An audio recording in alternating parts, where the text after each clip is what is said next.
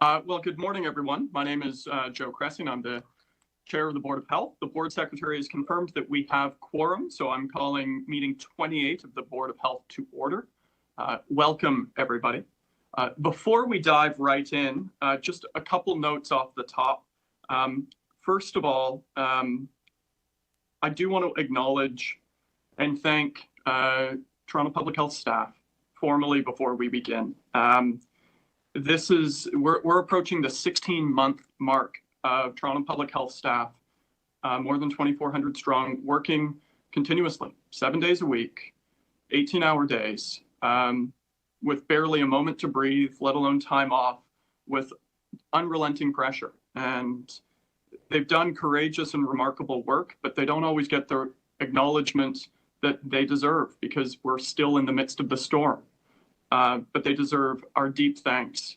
I know we are reaching peak burnout moment for many, but we owe a debt of gratitude to Dr. Davila, to you, and to the entire team. And I also, before we begin, want to acknowledge and thank members of the board here, because many of you I know are not, yes, we come together as a board for meetings, but many of you are working as frontline heroes yourselves. Director Sue Wong is, in a long-term care facility. I just saw Director Ashna Bowery was vaccinating people at a pop-up clinic yesterday in Rexdale, or in Woodbine, excuse me, and has been doing so every day. And I could go on and on and on throughout many members of this board. And so we should take the time amidst the moment we're in and the challenge we're in to commend and recognize compassionate, relentless, and good work. And so to our TPH staff, our debt of gratitude, and to members of this board, many of you doing life-saving work, thank you. And to members of this board on that note, I do want to tell you that in June, please book the full day because we have a packed agenda for June. So in the spirit of good and hard work, I'd ask you to be prepared to be here for longer than usual for our June meeting. With that, today's meeting is being held by video conference. City staff are also connected to the meeting by video. And as City Hall remains closed, the public will continue to participate electronically and can watch the meeting streaming live on YouTube at youtube.com/Toronto City Council Live. Of course, I ask for your patience with delays and technical issues. Our team in the clerk's office is working wonders to make this operate effectively for all of us. We do have 8 registered speakers on 2 items here today. The clerk staff have connected all registered speakers to the meeting by audio. I will now turn it over to Director Peter Wong, who will provide the land acknowledgement for today's board meeting. Director Wong, over to you. Thank you, Chair Cressy. I am a settler, but not in the traditional sense of settlers. My family chose to come to Canada from the Caribbean. The Good Mind tells us that we would like to begin by acknowledging the Indigenous peoples of all the lands that we are on today. And while we meet today on a virtual platform, I would like to take a moment to acknowledge the importance of the lands which we each call home. We do this to reaffirm our commitment to improving relationships between nations.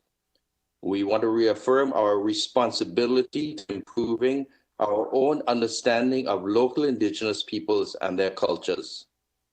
And for settlers and Indigenous peoples alike, together under the great tree of peace. Therefore, the Board of Health would like to acknowledge that the land we are meeting on is the traditional territories of many nations, including the Mississaugas of the Credit, the Anishinaabe, the Chippewa, the Haudenosaunee, and the Wendat peoples, and now is home to many diverse First Nations, Inuit, and Métis peoples. We also acknowledge that Toronto is covered by Treaty 13 and the Mississaugas of the Credit, Miigwech. Would somebody like to move a motion that henceforth Director Peter Wong shall do the land acknowledgement for all City of Toronto meetings for all time on a go-forward basis? Sincerely, that was respectful, honorable, and so accurate. Thank you, Peter. And yes, Peter, I will be calling on you on a go-forward basis for these meetings, certainly, to proceed, please. Are there any declarations of interest under the Municipal Conflict of Interest Act? If you have an interest, could you please raise your hand or unmute your mic? I would say and unmute your mic if I can't see you to indicate the item and the nature of the interest. Do a call now. Okay, seeing none. Next, we do need a motion to confirm the minutes from our last board meeting on April the 12th, 2021. Can I see by way of a show of hands somebody to move the minutes? Director Mulligan, thank you. All those in favor? Opposed, if any, that carries. So we're now going to do the agenda run through. The first item on the agenda is item HL 28.1, response to COVID-19, May 2021 update. We do have both registered speakers and presentations on this item. If I could just draw board members and the public's attention, we have 4 presentations on this item from the Medical Officer of Health on behalf of Toronto Public Health, from Anania Grant, the Director of Community Resources at Social Development Finance Administration, from Wendy Porch, the Executive Director for the Centre for Independent Living in Toronto and Chair of Toronto's Accessibility Task Force, and finally from Dr. Akwatu Kente and Dr. David Burt, here on behalf of the Black Scientist Task Force on Vaccine Equity. And so we will have a series of presentations. I know it is a lot, but there is a lot of work underway. The next item we have is item HL 28.2, 2021 Student Nutrition Program Service Subsidies. We do have registered speakers on that item, so it will be held down. The next item is item HL 28.3, Service Agreements for the Ontario Seniors Dental Care Program. There are no registered speakers. Would anybody like to hold that down? Councillor Ainsley, did I see you moving that item? Okay, moved. I will move it. Thank you. Moved by Councillor Ainsley. All those in favor? Opposed, if any, that carries. The next item is item HL 28.4, Toronto Public Health Operating Budget Variance for the 12 months ended December 2020. Would anybody like to move that item? Moved by Councillor Perks. All those in favor? Opposed, if any, that carries. The next item is item HL 28.5, Toronto Public Health Capital Budget Variance for the year ended December 2020. Would anybody like to move or hold that item? Councillor Perks is moving. All those in favor? Opposed, if any, that carries. And then the final item is item HL 28.6, which is a verbal update from the Association of Local Public Health Agencies from Director Mulligan, and we will hold that down as the third item. So that brings us back to our first item, which is the response to COVID May 2021, item HL 28.1. As I mentioned, we have 4 presentations here. We'll hear from the presentations first. We'll then hear from the 4 registered speakers before moving it into committee. And so I will turn it over first to Dr. Davila, after which we'll have Anania Grant, then Wendy Porch, and then Dr. Kente and Dr. Burt. Dr. Davila, still standing. Over to you. Thank you, Mr. Chair, and good morning to the members of the Board of Health. I will also just acknowledge my colleague Dylan Feist, who is kindly advancing the slides for me. So I will get through this presentation as quickly as possible, and of course, we'll be very happy to take any questions you may have when that opportunity arises. So response to COVID-19, a May 2021 update. Going to the next slide, we're just going to take you through the monitoring dashboard, the most current version of that, so that you have a sense as to what is happening overall. And there we go. One more slide so we can actually get to the data. And as you can see, our dashboard is showing some signs of improvement. Today we are reporting a 7-day moving average on new COVID-19 cases, as you can see here on the left-hand side, of 963. 7-day moving average on new hospitalizations currently sitting at 60.7. Active daily COVID-19 outbreaks in institutions currently sitting at 42. And the important figures that you'll see here on the top half of the slide to the right, the reproductive number for COVID-19 cases is currently sitting at 0.94. less than 1, which is a good thing. And percent positivity, we still see relatively high at 12.3%, but that is a decrease relative to what it was just, about a week or 2 weeks ago, where we went to a high of 12.8. So in general, we are seeing some signs of improvement. If I can go to the next slide, we need to look though specifically at what is happening in different sectors. So turning our attention to what is happening in hospital, on this slide, you'll see that the dark blue line depicts the 7-day moving average of newly hospitalized cases. And as I mentioned earlier, that's now sitting at 60.7. The peak for new hospitalizations was actually hit around April 21st, when our 7-day moving average hit 93 daily hospitalizations. So clearly, now sitting at 60.7, we're seeing some improvement in this indicator, that being new admissions to hospital. Also on this graph, you see the blue shaded area shows the 7-day moving average of cases in hospital, which is now currently sitting at about 1,166. This much higher than what we saw previously in wave 2. And if we are to use previous patterns as some kind of indication as to what may come next, here in the middle of the slide, you'll see depicted in red writing and in green writing, you see that about 2 weeks after the peak in new hospitalizations, during wave 2, we saw a decline in the 7-day moving average of cases currently in hospital. If this same pattern holds true this time around, we can anticipate that we might see a decline of numbers in hospital at some point this week. Turning to the next slide. This shows on this graph or this slide our epidemic curve thus far by week, and actually assigns the provincial framework color to the weekly incidence rate. So as you can see here on the slide, for the reported week of April 25th to May the 1st, which is the most current complete week of data we have, the rate was just over 262 per 100,000 population per week. So while this does represent, and you can see this on the graph, the second week in a row where we're seeing a decline, there is clearly still a long way to go. You can see that those red bars are quite elevated, and we are also still above the peak incidence rate for wave 2, which was at about 244 per 100,000 per week. Turning to the next slide, we see here a little bit more by way of detail on that reproductive number, right? A number you've heard me speak about at several board meetings now. So we know that our current reproductive number, that's the expected number of additional cases that each case can cause, continues to be below 1. And as you've heard me say before, this means that the epidemic is not growing because it's below 1, but in fact is decreasing because each new case is spreading the disease to less than 1 other person. So this is good news for sure, but just a few notes of caution for all.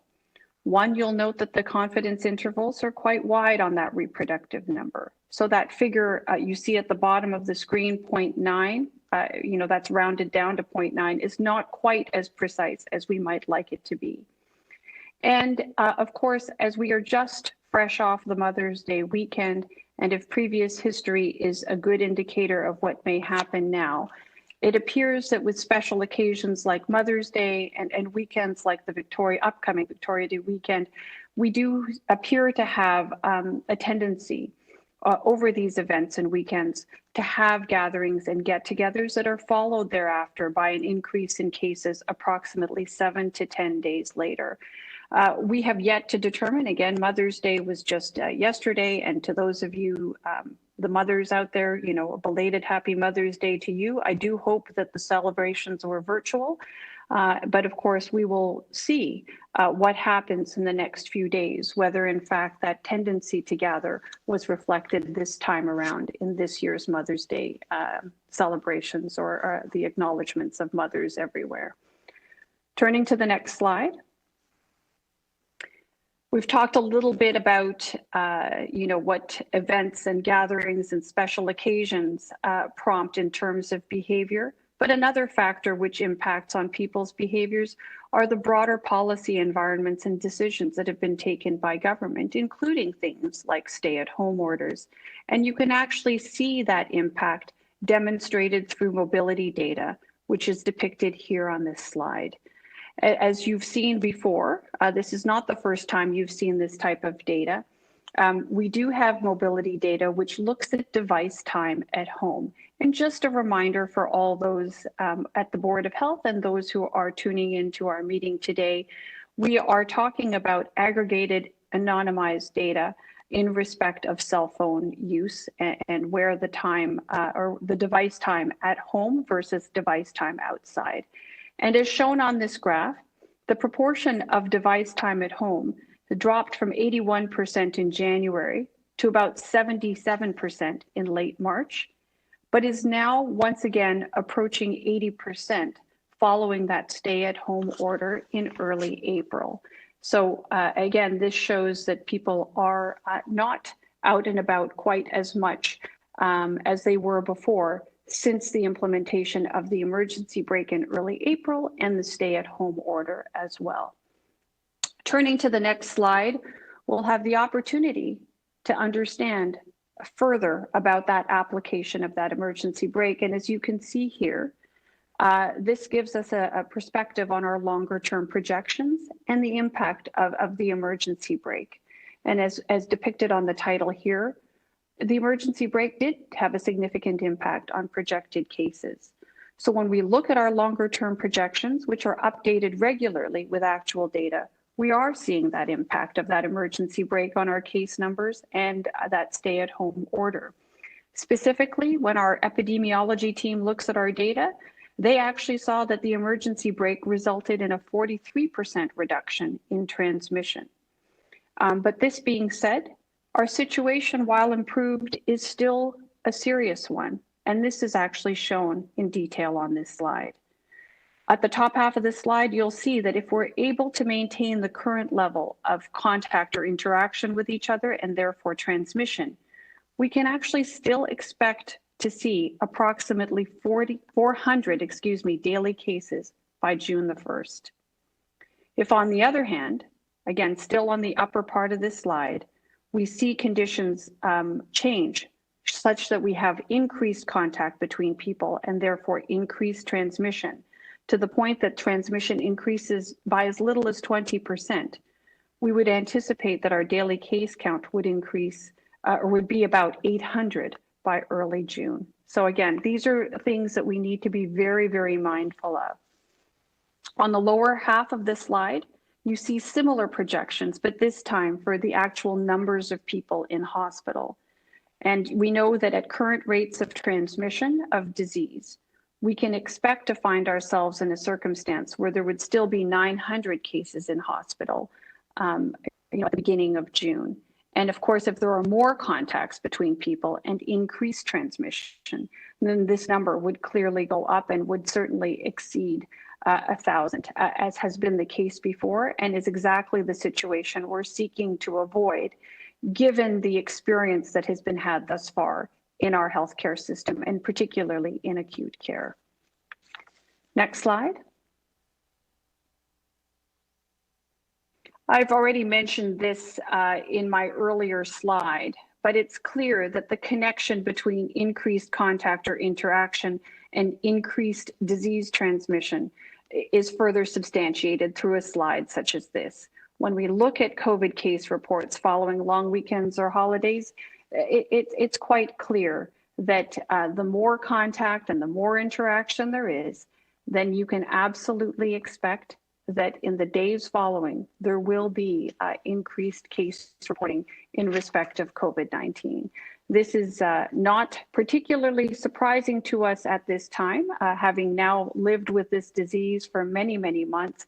However, it certainly bears repeating because we continue to see this pattern of behavior over and over again, most recently experienced over the course of the Easter long weekend. Next slide. So there's no question, there is much that we can acknowledge by way of improvement Our numbers have certainly improved over the course of the past several weeks. Looking back at that monitoring dashboard in our first slide, we are seeing declines over the past few weeks in respect of 7-day moving averages on new cases, on hospitalizations and the like. And we're pleased to see that our reproductive number has been below 1 for now a bit over, a couple of weeks now, which is a good sign. Again, recognizing that it means that our epidemic is decreasing rather than growing. And this is exactly where we want to be. However, these are gains that should not be taken for granted. And these are gains that I think we need to acknowledge are due in great part to vaccination. And that is where we're now going to turn our attention to. So if we can go to the next slide, we're going to talk about the importance of vaccination and how it has contributed significantly to our COVID-19 response and our efforts to control disease and protect our population to the greatest extent possible. As you have heard over the past course of many weeks now, we have been working with healthcare partners, pharmacies, and a variety of different other agencies to ensure that we are administering COVID-19 vaccines as efficiently and effectively as possible. Our most recent data tell us that we've administered now 1,445,809 vaccines through the various venues and channels in Toronto.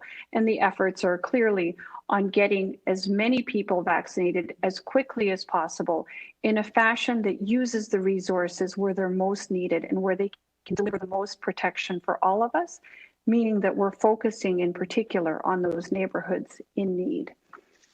Turning to the next slide, there were some goals that were set out by our provincial counterparts.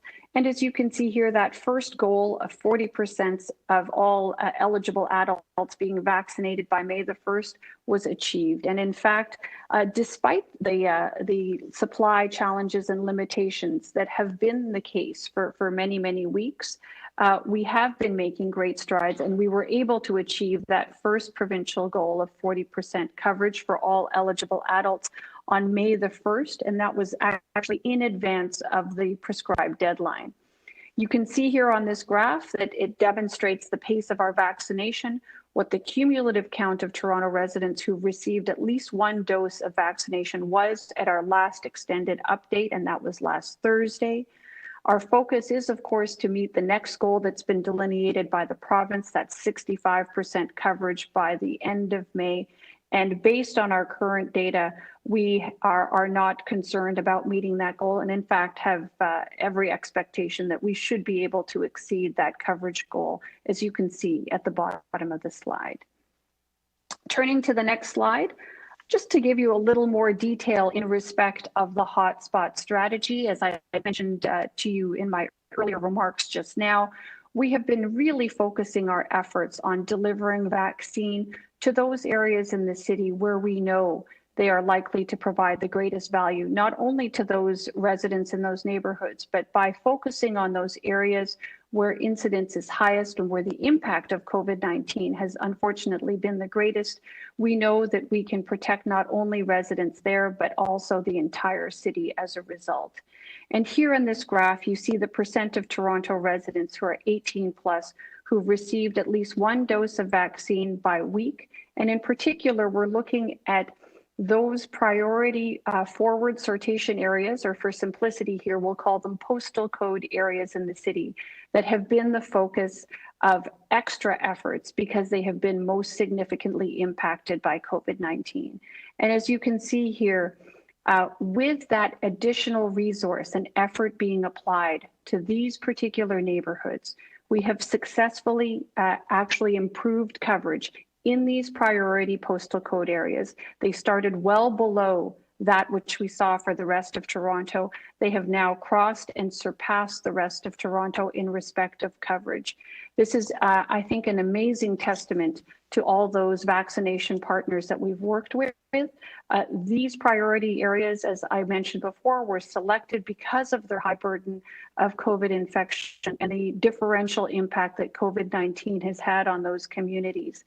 So focusing on those areas that had been hit the hardest, and had the disproportionate impact, we've been able to see the benefits of the, a focused effort on those areas, and they are enjoying the benefit of vaccine, as are the rest of us, by having them vaccinated.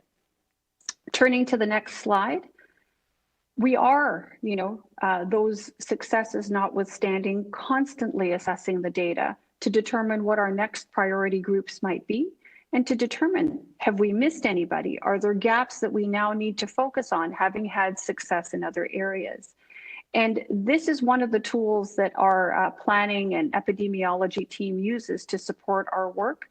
This is a matrix, also known as a heat map, and it helps us to identify those areas that still need some work. This is a complicated slide to look at, but what I can tell you is that what we look at here is vaccine coverage for various age groups starting at 16 plus across the various neighborhoods that have been grouped from highest to lowest incidence of disease, and that's depicted in the columns. I'll just walk you through some of the major findings, one of which is that we see that vaccine coverage, and that's written there on the right-hand side of the slide, we do see that vaccine coverage is highest amongst those ages 60 to 79 in those neighborhoods with the lowest COVID-19 incidence rates. So that certainly tells us that we have some work to do. However, there are other important points that we can also get from this heat map, and that certainly help to guide our efforts. We see that vaccine coverage is greater in people aged 60 to 79 across all neighborhoods compared to coverage in those who are 80 plus. And you'll hear more about that in just a little bit. We can also see from this heat map that overall coverage is 40% for the 16 plus population, with highest coverage in those neighborhoods that have the lowest rates of COVID-19, followed by those neighborhoods with the highest rates of COVID-19. And finally, I would just point out as well that through this map, we can see that the lowest vaccine coverage is in younger age groups in those neighborhoods with the lowest COVID-19 rates. So again, by constantly refreshing our data and mapping them out this way, we have the opportunity to adjust our response and our vaccination efforts in keeping with our data. Turning to the next slide, we have yet another heat map that focuses on change and progress that we've made across the same age groups. And you can see through this map that the most change in the last week has been in the younger age groups in the highest risk areas. Generally, we believe that these are likely the people who are essential workers who cannot stay home and who frankly have been at highest risk for getting COVID throughout the entire pandemic. Also of note from this slide, just to focus us down on those elements that are most important, the graph also shows that the oldest age groups have started to slow down in terms of their vaccination progress. And let's turn to the next slide so we can address this further. So looking at this, you have a slide here that actually shows that vaccine rates in seniors have plateaued. We know that seniors have been the most vulnerable to the most serious impacts and effects of the pandemic. Throughout the entire course of the pandemic, we have seen that they are most likely to be hospitalized and unfortunately, most likely to die associated with COVID-19 infections. And it was actually for this reason that they were prioritized, amongst the earliest to receive vaccine. And we certainly made great progress in the early days of the vaccine campaign in terms of reaching this older segment of our population. However, as you can see towards the right-hand side of this graph, there has been some plateauing happening in respect of the vaccine uptake amongst those who are 70 years of age and older, with coverage rates, as you can see here, in the low to mid 70s for these particular age groups depicted on the slide. That's 70 to 74, 75 to 79, and 80 plus. And so it's with this in mind that we've done some very careful assessment, and we will continue to do this kind of assessment, again, in keeping with always adjusting our response in accordance with the data we have in front of us. We have found that some barriers, perhaps not surprisingly, but important to actually characterize that some key barriers for seniors to getting vaccination include concerns with large groups and the potential for lines or crowds and exposure at mass or mobile vaccination sites. We've also heard from our seniors when we've had the opportunity to assess and really engage with them to discover what barriers look like. Booking and technical barriers are not surprisingly amongst those that are mentioned. So we are taking a number of steps and will continue to do so in terms of addressing seniors' vaccination rates. Everything from a homebound program, which you've heard about before, supports for transportation or for booking, ensuring that we're using community ambassadors and engagement teams to support the ability of seniors to participate fully in vaccine. Sometimes it is a question of an information issue. Other times it's actual more support around booking or specific questions around their unique circumstances. These are the kinds of things that we can certainly help with as Toronto Public Health, but perhaps even more importantly, they will require and have required the engagement of seniors organizations and other community agencies who clearly have established relationships and established trust relationships with seniors in our community so that they're able to benefit from the protection of vaccines as quickly and as efficiently as possible. Turning now to the next slide, we're near the end of the presentation, Mr. Chair. Just reminders on vaccine eligibility. This is, of course, a challenging issue to follow because it changes over time as more and more people get vaccinated in accordance with the provincial framework and with provincial announcements. At this point in time, depicted on the slide are the current eligibility criteria to receive vaccine at this point in the city. As you can see, if you're 18 plus and living in one of 53 provincial hotspot postal codes in Toronto, you are eligible for vaccine at our City of Toronto clinics and other COVID-19 vaccination clinics throughout the city as well. And as you've probably heard through the media, there are community mobile and pop-up clinics serving a subset of now 17 hotspot postal codes. They are also vaccinating those 18 years of age and older. We also have eligibility for those who are 50 years of age and older, those with high risk health conditions as explained in provincial documentation, essential workers unable to work from home that are part of the provincial group 1 set of cannot work from home individuals. These people are all able to book appointments for city-run clinics. And finally, Toronto residents 18 plus can now book vaccination appointments at participating pharmacies. This is current as of today. Of course, as the province makes new announcements, these eligibility criteria change and get updated. I would just remind everybody that the best way to keep up to date with this is to continue to follow on our website. That's toronto.ca/COVID-19. There is a very handy table, I find, that explains eligibility criteria and frankly makes it easy to book. There's a nice button to hit on that takes you directly to the booking site to book into one of our clinics. And lastly, final slide. Just an important note to end on, as it acknowledges in this slide the remarkable value of vaccine, but also recognizes that vaccine is not a perfect solution. So clearly there has been incredible progress with vaccine. That's something we've witnessed here locally within long-term care in particular, as they were amongst the earliest recipients of vaccine. And certainly we've seen progress with vaccination and the benefits that it confers in terms of population health protection. Through the experiences of many other jurisdictions. You'll have heard me speak about the United Kingdom and Israel amongst them, but increasingly as more and more countries proceed and progress with their vaccination efforts, we see the benefits firsthand of vaccine and the protection it provides. However, vaccine is not perfect. There is no such thing as a 100% effective vaccine. And as you can see here, this slide depicts data from a report released last week by Public Health Ontario. And it does show that people still do get COVID after getting vaccinated, but this is particularly the case in the first 2 weeks after that first dose of vaccine.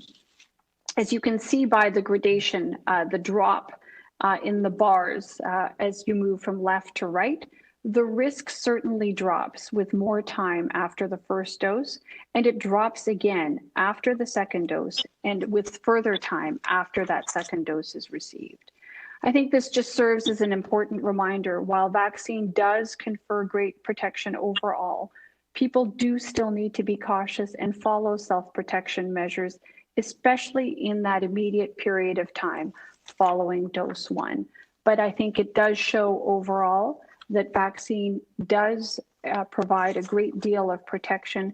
And when you look at the summary statement, which I will just pull from the Public Health Ontario report, they do note that between December 14th and December 14th, 2020 and April 17th, 2021, of the almost 3.5 million vaccinated individuals, only 0.06% or 2,223 individuals became infected when they were partially vaccinated or fully vaccinated. And the majority of those, almost 67%, were actually not yet fully protected because they acquired that infection within that first 14 days following that first dose of vaccine. So again, not a perfect solution, but certainly significant protection provided by vaccine.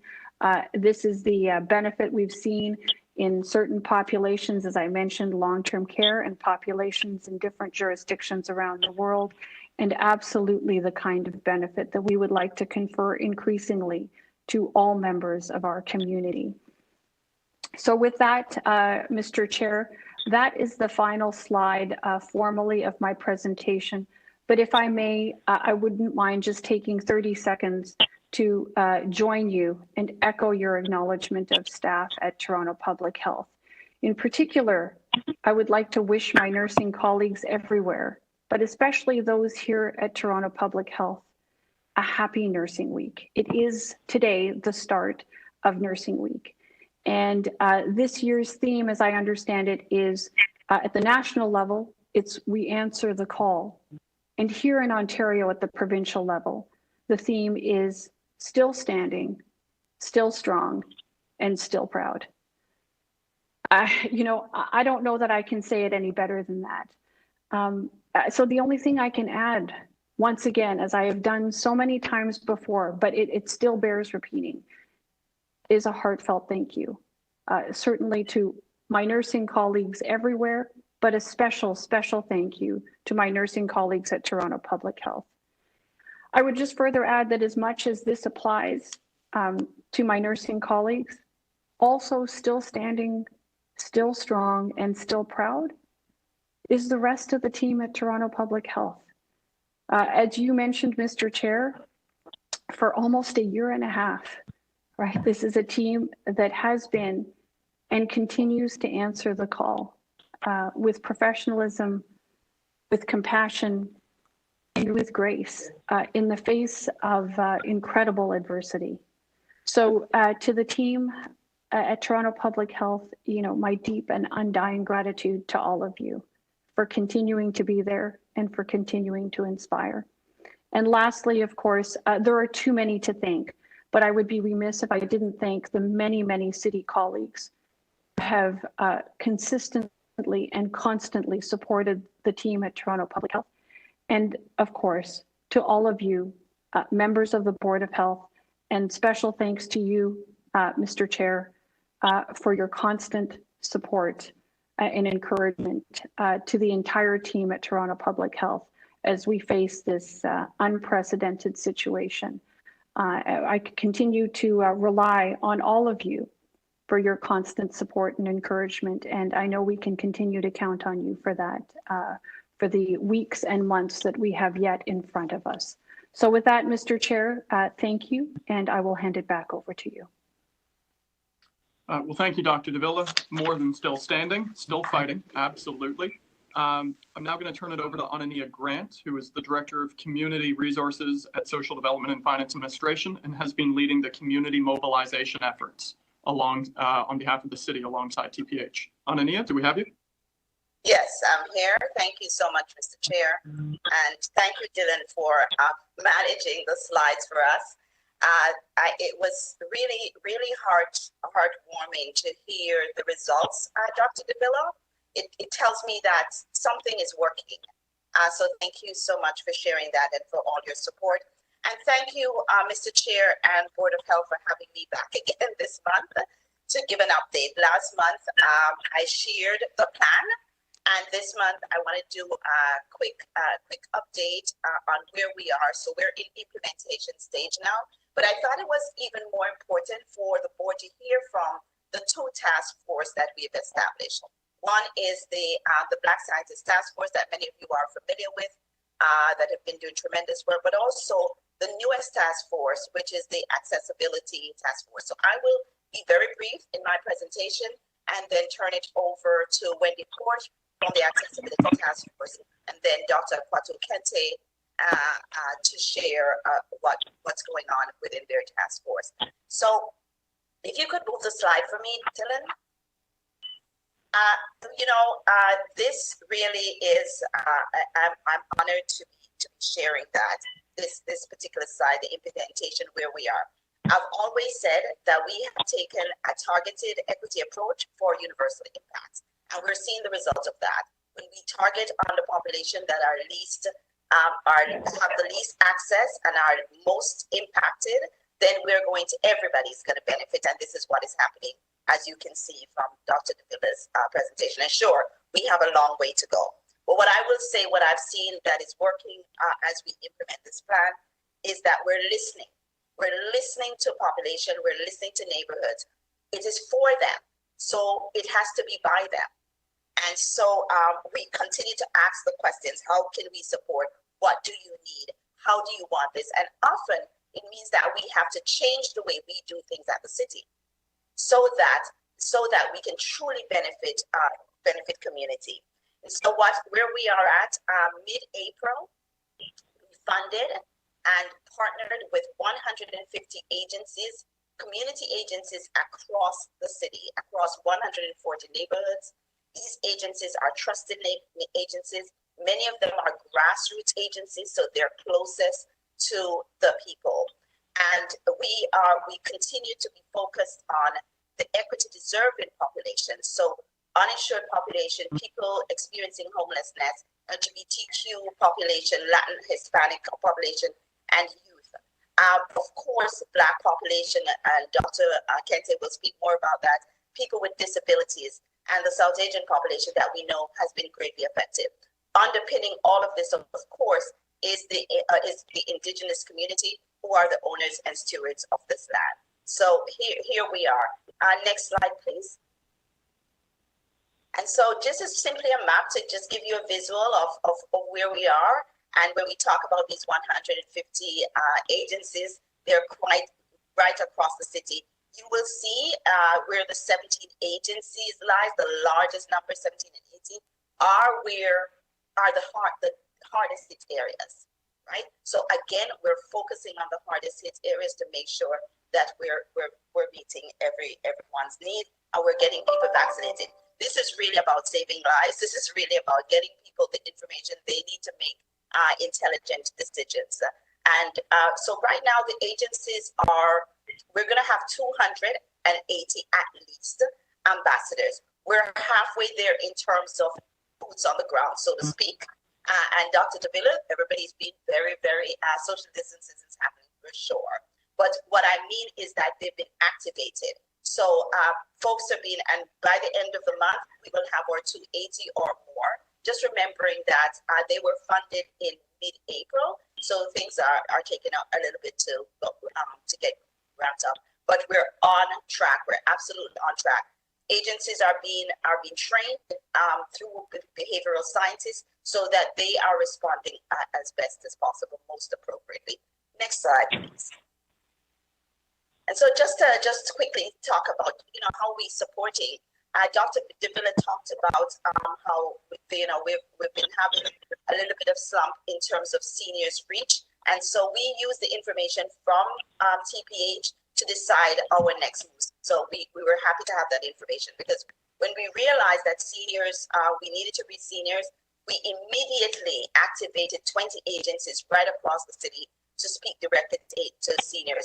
We're talking about 35,000 seniors reach through TPL, for instance, but we need to ramp up our efforts to make sure that we're not missing seniors. Transportation was a big part of that. So this slide speaks to some of the support and how we've been able to reach folks so that we can remove the inaccessibility. Next slide, please. And the engagement with our counselors have been very, very important. And my colleague Chris Phipps have been leading this particular work. It's one of our newest work, came in play a few weeks ago. But making sure that all of our counselor offices have the information they need. So we have one set of messaging going out. The same message the agencies are getting, the counselors are getting that messaging. And as a matter of fact, every day there's an update that goes to counselors, goes to faith communities, and is now going to be going out to agencies. Next slide, please. Again, I want to go through my slides quickly because the meat is within the task force. Just a visual to show you all the support that is happening right around to make sure that agencies have what they need, ambassadors have what they need. We have to give folks what they need to support in the way that they support. And so vaccine equity leads, so we have ambassador handbooks that is being distributed, ambassador training, communication material, many different divisions in the city working together to make sure we are efficient, that we are effective, and that equity is at the core of everything that we do. Next slide, please. So I just want to end with this slide, almost there. Since progress to April 31st, we have reached over 90,000 resident outreach has happened through various channels. 100% of people with disabilities living in congregate settings have been vaccinated. We are uninsured over the last couple of weeks. Over 600 folks who are uninsured are now registered for vaccine, many of them being vaccinated already. We have distributed over $5 million through our communities, and we have 14 initiatives that are in place right now. I'm telling you, I'm just holding our staff strong, because it's a lot of work, and we're getting donations, so community is helping. Next slide, please.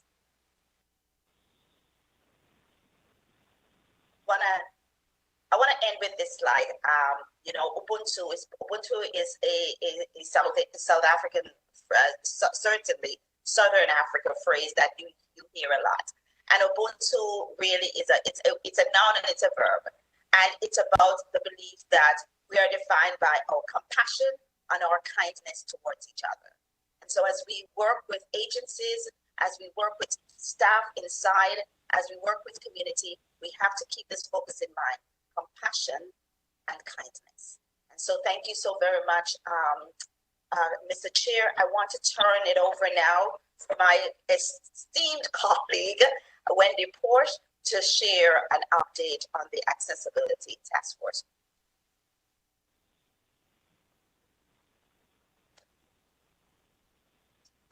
Hi there. Thank you very much, Anania, for that introduction. I do have a presentation as well, and I can see it up here. Thank you, Dylan. And thank you, everybody, for having me come to speak. I'm really privileged to be able to sit here and tell you a little bit about our community and about the important work that the Accessibility Task Force has been doing in consultation and in partnership with Anania and her formidable team, and the folks at Toronto Public Health as well. So thank you very much for having me. My name is Wendy Porsche. I'm the Executive Director at the Centre for Independent Living in Toronto, also known as CILT. And I'm going to tell you a little bit about the work that we've been doing as well as our recommendations. So if you could go to the next slide for me, please, Dylan.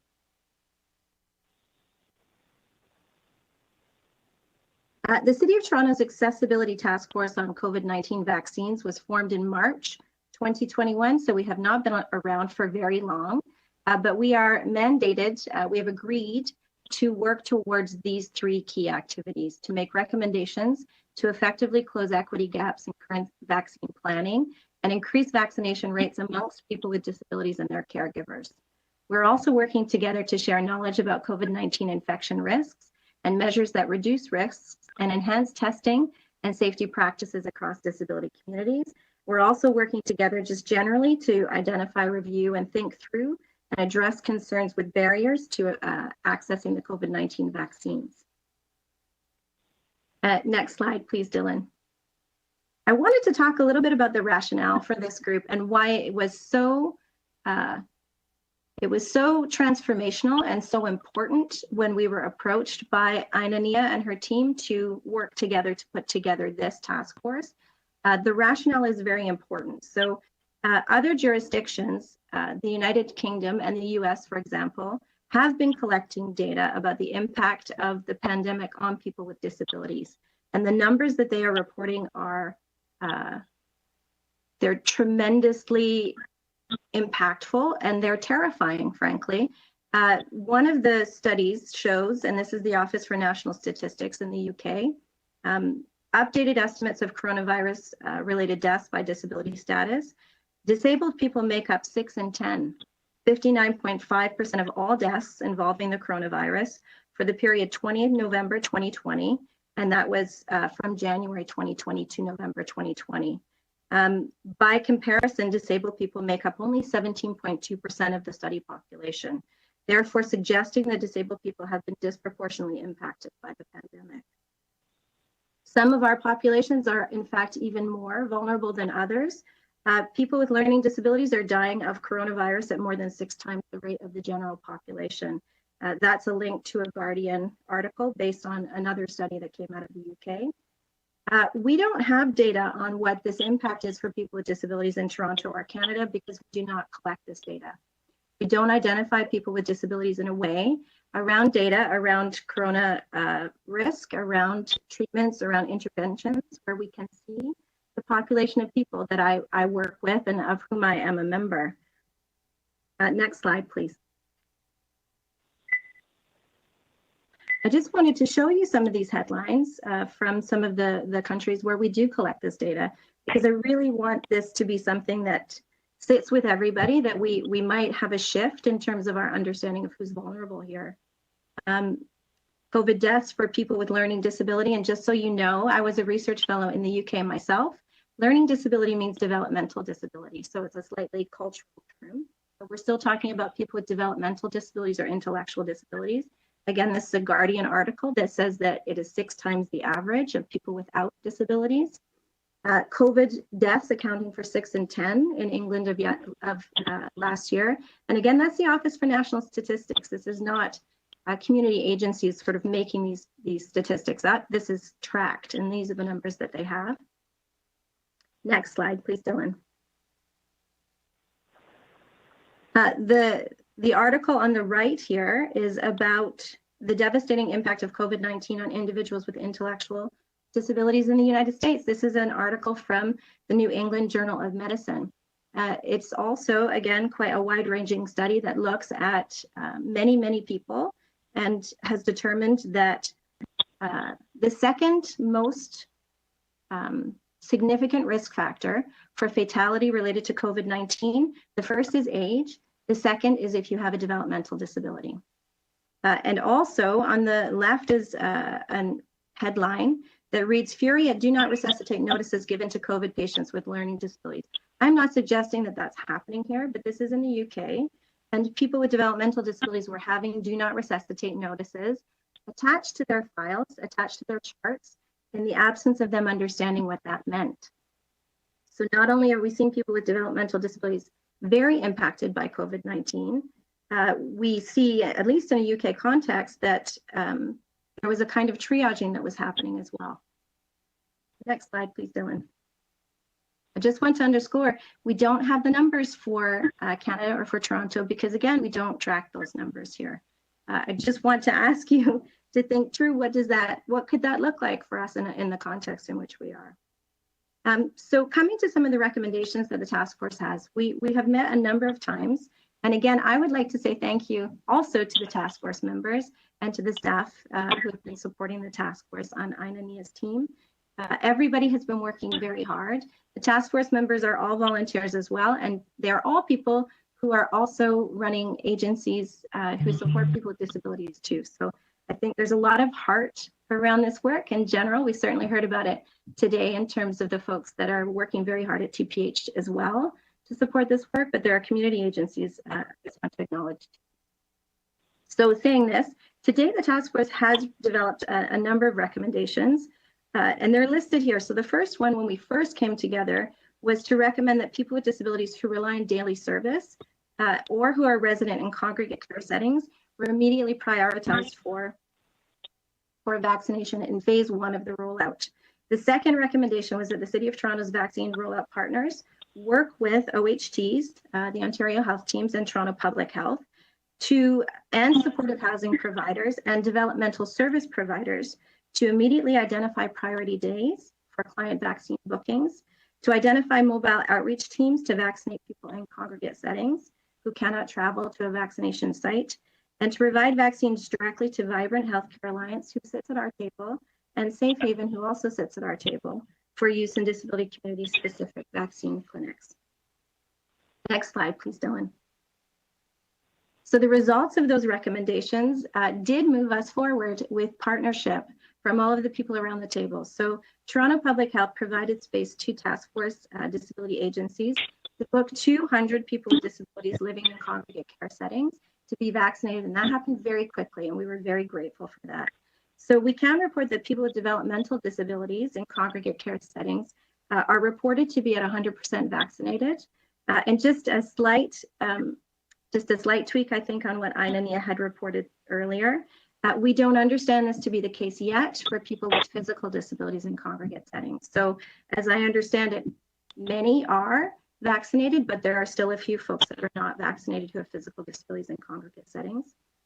Also for homebound people with disabilities, I can say, speaking as myself as the executive director at SILT, we still have people who we have submitted names for through EMS to be vaccinated at home who are still waiting for their vaccinations. Next slide, please, Dylan.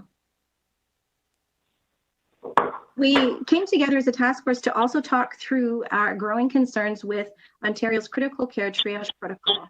And for those members of the board who are not familiar with what that means, there is a triage protocol that if the healthcare system moves into a surge capacity, if we are beyond what we consider to be reasonable in terms of our resources available, that there is potentially a triage protocol that will be applied to people that has been developed, and there has been training that's been undertaken, as I understand it, with doctors across the province. We have serious concerns from the disability community about that triage protocol, because one of the scales in the triage protocol, clinical frailty scale, if applied, would actually apply to 98% of the people, for example, that my agency supports. They are people who rely on other individuals for help with activities of daily living, and potentially if this triage protocol is to be triggered, they would be prioritized out of life-saving treatment. So this is the context in which people with disabilities exist at the moment. It has not been triggered, but we are very fearful that it will be. And so within that context, the task force came together to have another discussion about what our urgent priorities are. And we suggested the urgent vaccination of people with disabilities be prioritized. And we have suggested that a number of things are needed for that to be facilitated. So they're listed here, and we would ask that you consider these recommendations today as well. We're asking for a simplified, centralized vaccine booking process that includes disability-related priority groups and navigation support for people with disabilities to be able to get through that. We understand that the provincial system is centralized. I am not clear that the provincial system actually provides any opportunity to request accommodations, and accommodations in vaccination are actually very important for people with disabilities to be able to access them. The second point is accessibility and accommodations training for staff at vaccine clinics to appropriately provide accommodations and care from a human rights perspective, so that everybody who is at all of the clinics understands that people have a right to be accommodated and what accommodations look like for people with disabilities. If you're not used to working with somebody, for example, with a developmental disability, and they come to the clinic and they can't wear a mask and they vocalize while you're trying to provide them with their vaccine, and they need to walk around, those things might actually be a barrier in terms of them accessing a vaccine. So we're looking for training for all staff. We're looking for accessible clinic locations that include private, quiet spaces available for those who require this as an accommodation, and other accommodations as requested. So that includes a mechanism for requesting those accommodations and for providing them.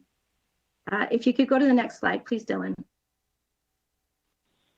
We're also looking for disability-specific clinics such as mobile, drive-through, and pop-up community clinics that are appropriately resourced to ensure these options are offered in a timely fashion. We're looking for prioritized access to in-home vaccination through existing vaccination efforts that are mobile, including those that are being offered through EMS and OHT-mediated mobile vaccination efforts. Again, I know I have clients on our list in terms of our programs who are still waiting for their vaccinations in home. And they are folks who are at increased risk because they see multiple caregivers every day, just like folks in long-term care do. And finally, number 6 is clear communications and navigation resources in accessible formats, such as Braille, plain languages, and American Sign Language that are specific to people with disabilities that will provide information about their eligibility and how to access vaccines. Next slide, please, Dylan.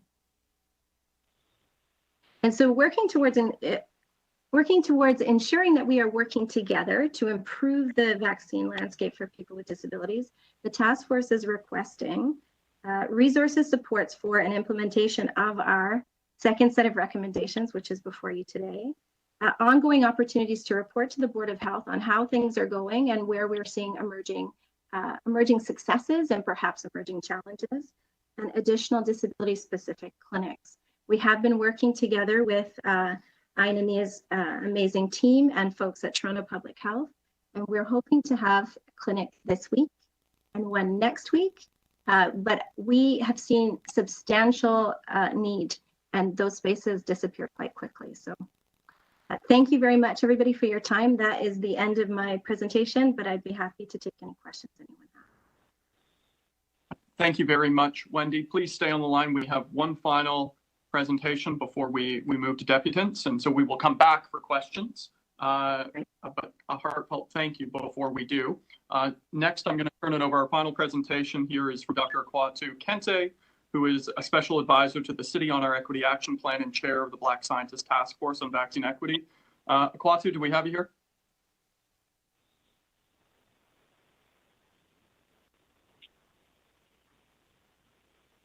See the presentation, Akwatu? Just checking with the clerks. Do we have Akwatu connected? Hello, this is Home with the City Clerk's office. The doctor is connected and he's in here as a panelist, so they should be able to connect their mic and video. If the doctor can hear me, the ability to connect your mic should be at the bottom of your screen. There should be a connect audio button.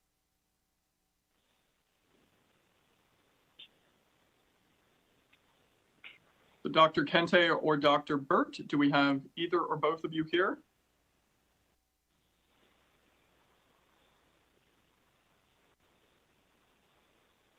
I see that Dr. Burt is also connected, and it appears that they have their mic connected as well, so they should be able to hear us.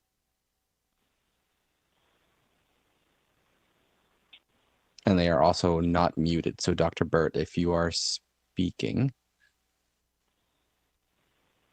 So what I'm going to suggest is, because I'm very keen to hear from Dr. Kente and Dr. Burt, is I'm going to ask the clerk's team to work with them to make sure we can get them connected. And in the interim, we will then go to hear from the deputants, which is next before returning. So I'll just do one final try to see if we have Dr. Kente and Dr. Burt. Are either of you here? Okay, so what I'm going to do then, I'm going to ask the clerk's team to work with Dr. Kente. Oh, there we are. Akwatu, we got you. Okay, I'm Dr. Burt, David Burt, and I think I'm going to start the presentation. Can you hear me okay? Yeah, Dr. Burt, we now have you. I can see Akwatu, but I can't hear him. So if you want to kick it off, and hopefully we get Akwatu in. Okay. Well, can you just go to the the slide before that. Thank you very much. Thank you for inviting us to this meeting.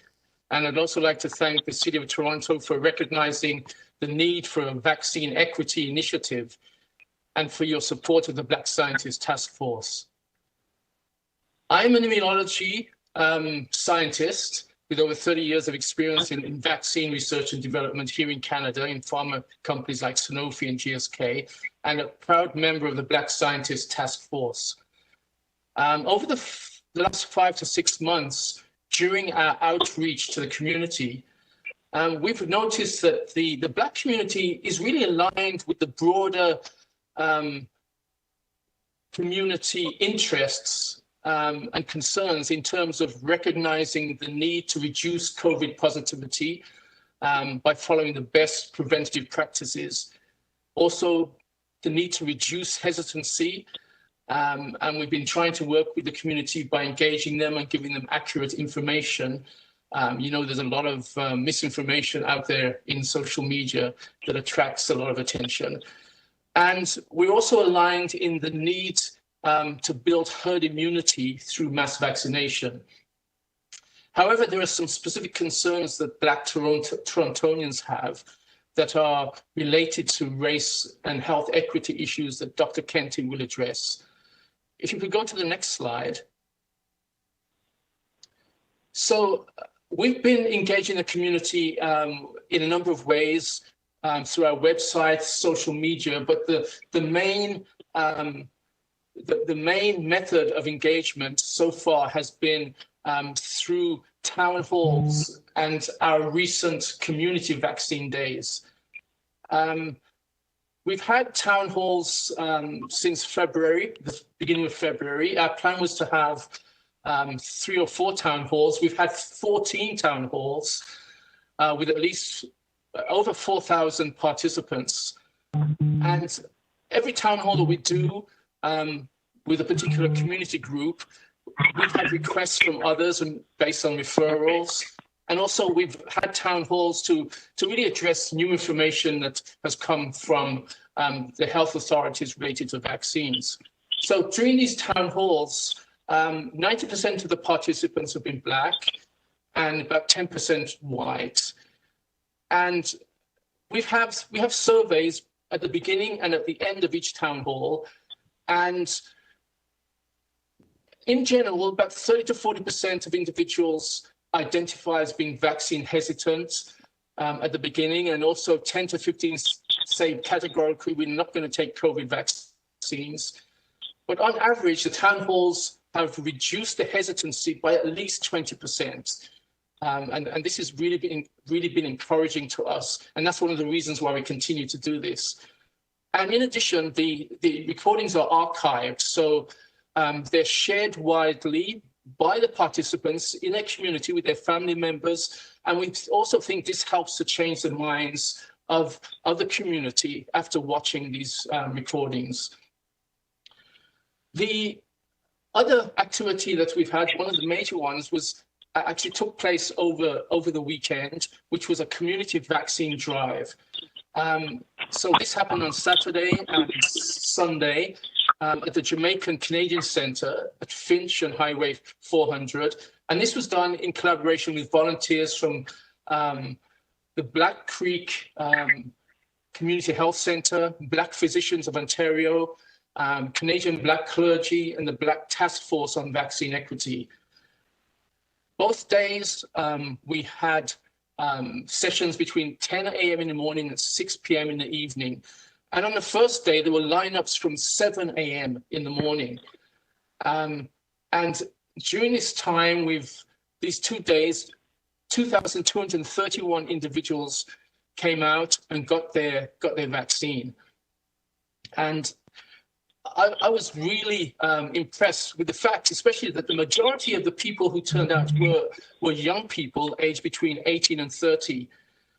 There were other ethnic groups, most were Black, but there were other ethnic groups and races that came along, and we didn't turn anyone away. We wanted to show that this was a really inclusive event for the community. and everyone appreciated the joyful and celebratory mood of the event, because of course we had Caribbean music and Caribbean food, and everyone thought that the event was well organized. I talked to a few of the young people who were being vaccinated, and I said, well, what motivated you to do this? One young man said, it's my civic duty. Another one said, to protect myself and my family. And the response that really got to me was when, and you know, this was Mother's Day, and there were two young men with their girlfriends. And I asked them, what made you come out? And they said that it was a Mother's Day gift. Their mother had asked them for this special gift to come out on Mother's Day, and they came out. So this really tells us that, you know, if we have these community events, young people will come out.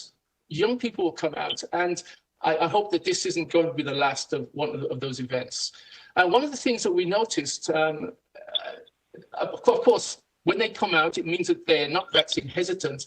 But of course, many people were asking, what vaccine are we getting today? And of course, they were making sure that it wasn't going to be the AstraZeneca vaccine. For them, they wanted the Pfizer vaccine or the Moderna vaccine. And this was the vaccine. The Pfizer vaccine was the one that we actually gave. I don't know if Akwato, are you there? Yeah, I'm ready. Yeah, I'm ready. Okay, so I'll pass it over to Akwato to talk about some of the other issues that the task force encountered during our 5 to 6 months in activity. Okay, thank you. Dylan, could you go to the next slide?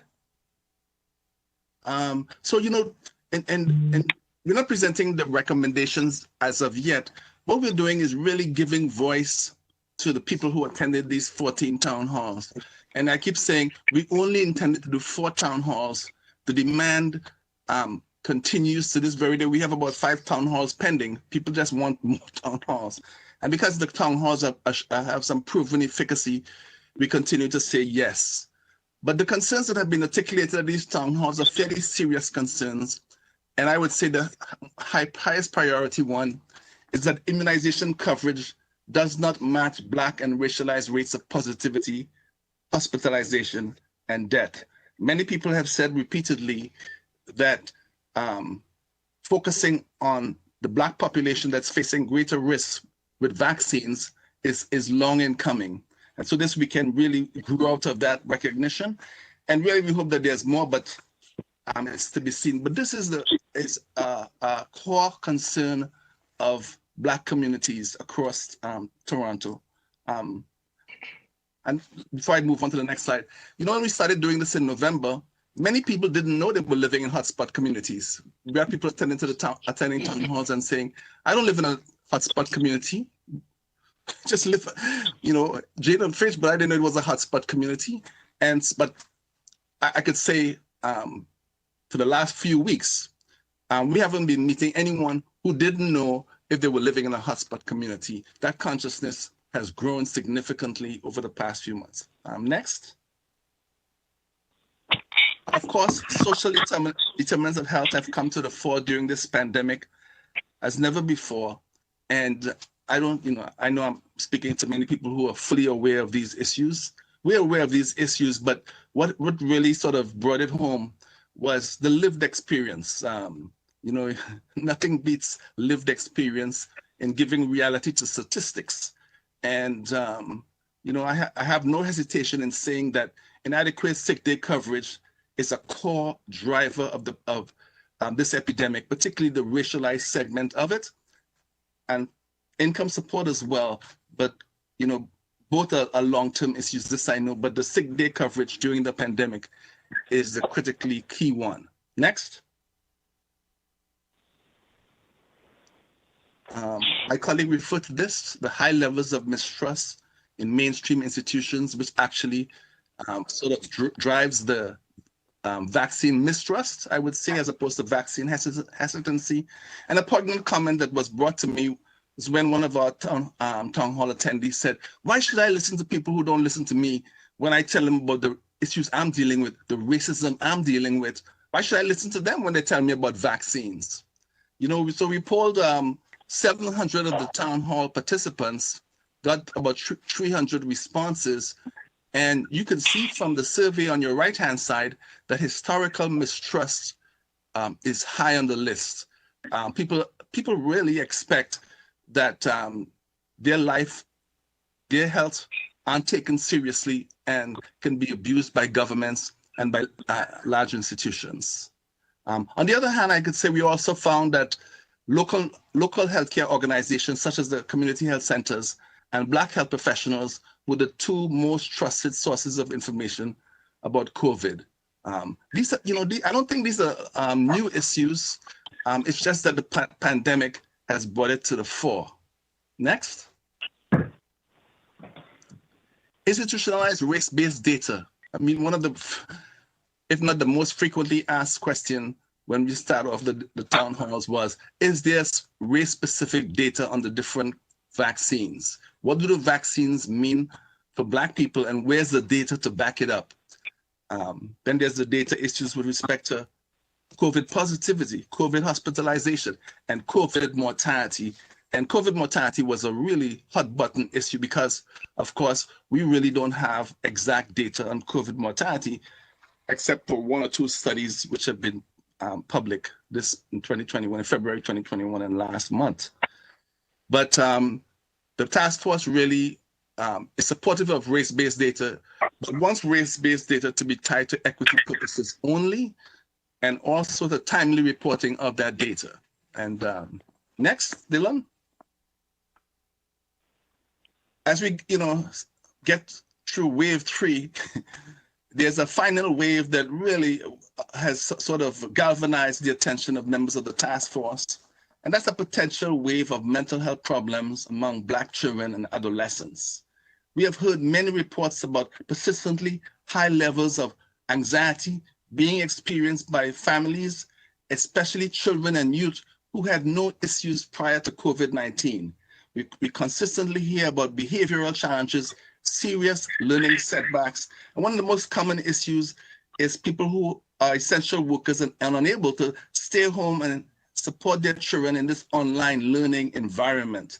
So huge educational challenges are being anticipated along with huge mental health challenge. And the biggest fear is really a tsunami of PTSD once we get past the epidemic. Next. Dylan? One of the unanticipated issues really going into these town halls was the global health or the global vaccine equity concern. Many Torontonians have relatives, family in countries in the Caribbean, in Africa, and Latin America, which has no vaccines. And, so the vaccine equity issue is a different dimension for them and for their families who are not able to access vaccines and who are living in hotspot countries, if you will. And the topic of vaccine hoarding, of pharmaceutical companies, and unethical practices around waiving patents so that vaccines could be mass produced, these came up time and again, and we were challenged by town hall attendees to articulate a position on the global health issues related to vaccine equity.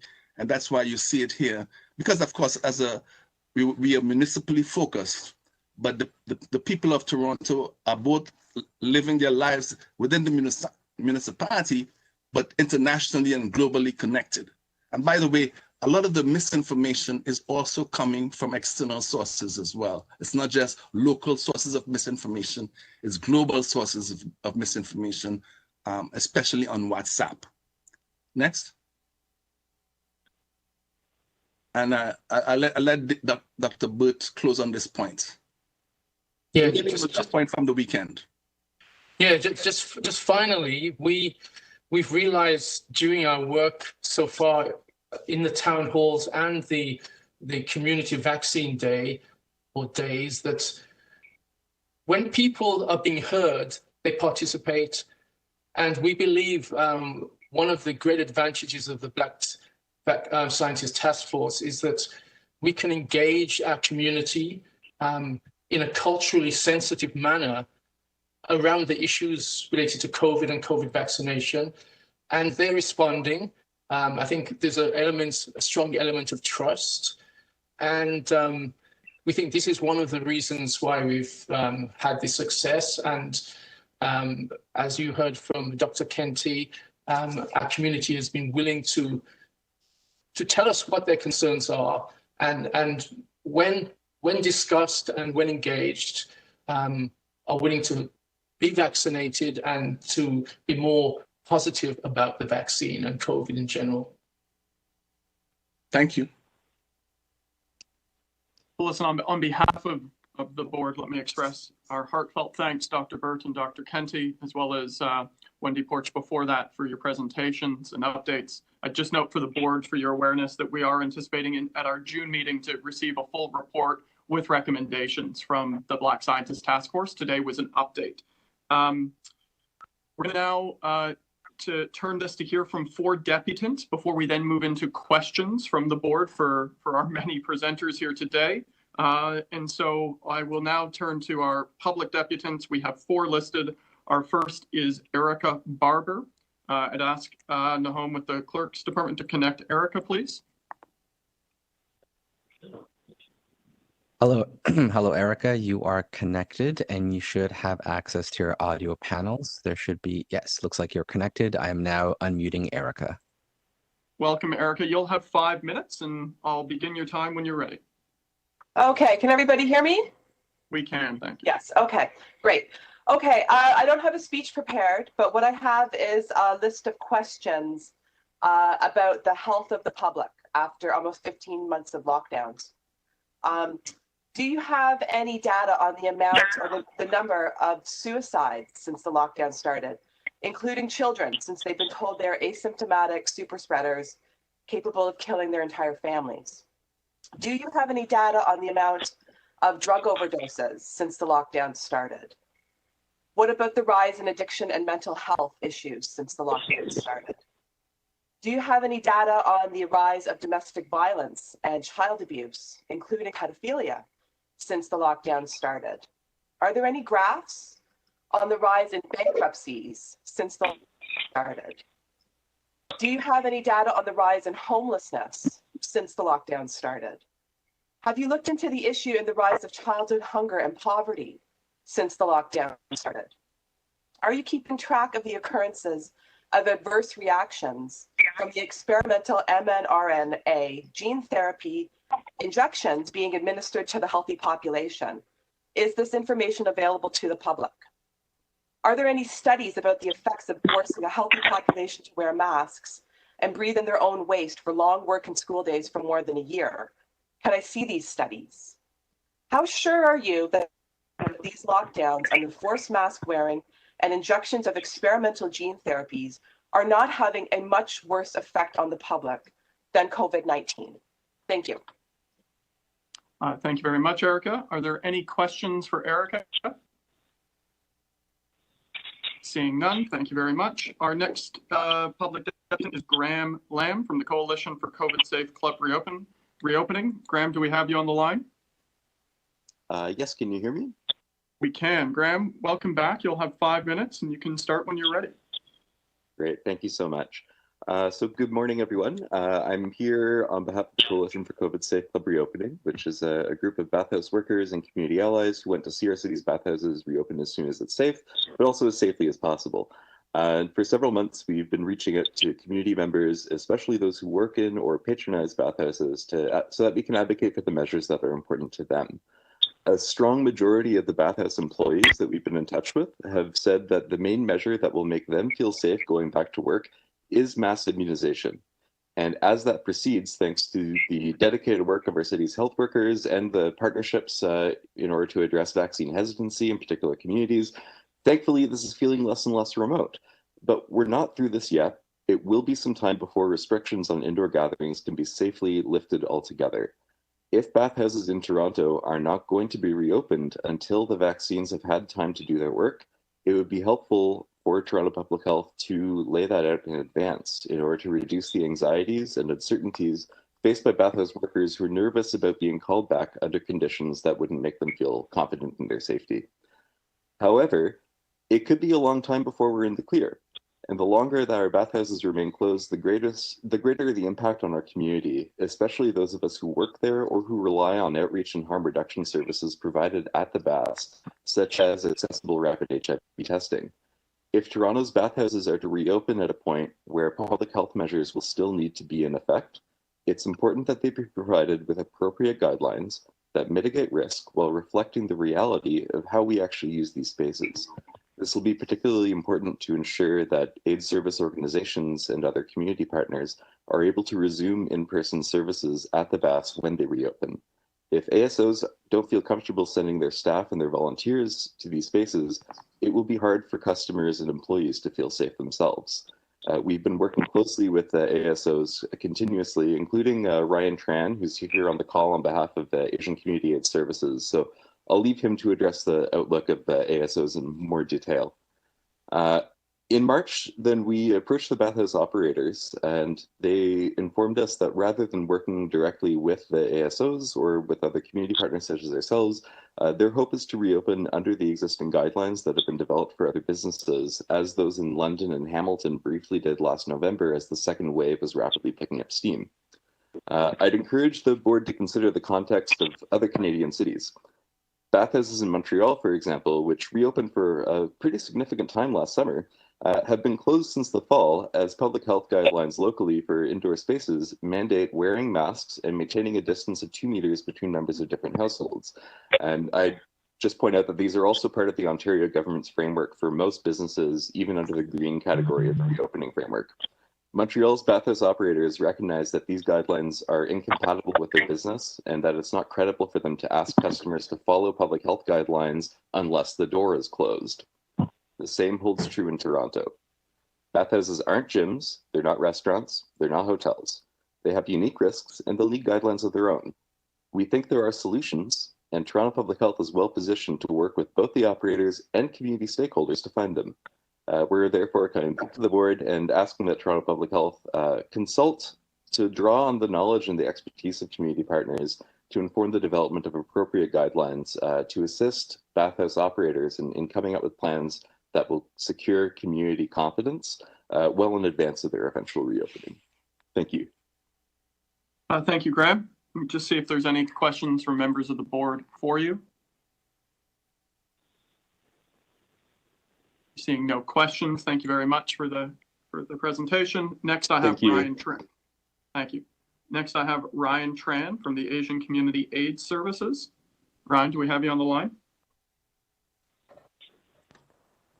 Hello. Hi, Ryan, Great. We can hear you. You'll have 5 minutes when you're ready. All right, thank you for the opportunity to speak. As Graham said, my name is Ryan Tran, and I'm here today on behalf of Asian Community AIDS Services, or ACAS, a local AIDS service organization here in Toronto. And I did want to use this time to vocalize our support for the Coalition for COVID Safe Club reopening, and Graham, and bring your attention to concerns, because like several AIDS service organizations, we do have staff who work in the bathhouses to provide outreach and act as a connection to sexual health resources. And while we are eager for businesses to open, especially spaces like the bathhouse that are needed and act as a community hub for LGBTQ folks, we are also concerned for the safety of our staff and patrons if there are no appropriate guidelines for bathhouses to reopen. As Graham has stated, bathhouses are unique environments, and as it currently stands, are using the same guidelines as hotels and gyms. However, bathhouse venues do differ from hotels and gyms, as it is a place where multiple people, strangers, can interact quite intimately and sexually, and not always just one-on-one. And we would like to see specific guidelines for these bathhouse owners to reduce these transmission risks and be able to reopen more safely. I do understand that, especially from today in the presentations, that the resources and staff capacity are stretched, and appreciate what time can be given. But the concerns of the LGBTQ community have had a history of being pushed aside, and I would like to see or urge Toronto Public Health to consult with all stakeholders to ensure bathhouses are provided with appropriate guidelines. We do want to protect our shrinking LGBTQ businesses, but we also like to see our bathhouses open one day again. But we want them to reopen safely and with our community health in mind. Thank you for your time. Thank you for listening. Thank you very much, Ryan. Let me just see if there are any questions from members of the board for Ryan. Yeah. Seeing none. Thank you, Ryan. Sorry, Councillor. It's Kristen. May not have seen me on the screen there. No, you're on my second page. Kristen, when you're ready, you have questions. Fantastic. Thank you.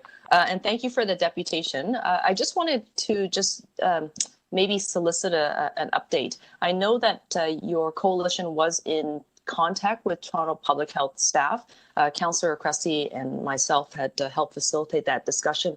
Were there any follow-up meetings or perhaps follow-up work that came from that initial meeting? Yeah, so I did hear that I wasn't part of the next meeting, but there was a meeting with the coalition and bathhouse management, right? Is that the meeting that you were talking about? I don't recall the actual date of the meeting, but just because you're here back at the Board of Health, I recognize that there was supposed to be some follow-up work to be done between the coalition and Toronto Public Health staff. So I'm just curious to know whether or not you folks have regrouped to have those discussions. Yeah. Or maybe that follow-up meeting is pending still. There was a meeting with the coalition and the bathhouse management, but it didn't really get anywhere further. There was resistance from the bathhouse management to further do anything more. They felt like they were using the hotel guidelines were appropriate. Okay. So just to clarify then, the coalition and the owners and the managers of the bathhouse, there's two separate groups here. Is that correct? Yes, because the coalition is made up of staff, the employees, but not with the management. Okay, thank you. That's very helpful. I think it gives us a sense of where we need to do some follow-up. So thank you very much for that. No problem. Thank you. Thank you, Councillor Wontam. Are there any other questions for Ryan? Okay, our final speaker on this item is Derek Moran. Derek, you'll have 5 minutes when you're ready. We can connect Derek's phone, please. Hi, can you guys hear me? Yeah, you'll have 5 minutes when you're ready, Derek. Okay, I'm just going to start my clock here. I just want to say, by me speaking at this meeting, this shall not be deemed to be in any way my consent expressed or implied. In doing so is fraud. God bless Her Majesty the Queen, and long live Her Majesty the Queen.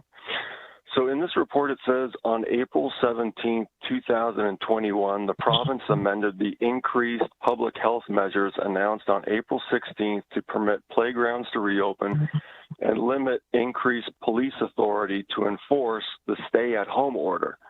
I want to first point out to the board the YouTube clip I have in my written presentation where Dr. Davila explains to David Ryder of the Toronto Star that science is a very careful process and it does very heavily rely on peer review and ensuring that appropriate methodology is being followed before you can actually land particular conclusions.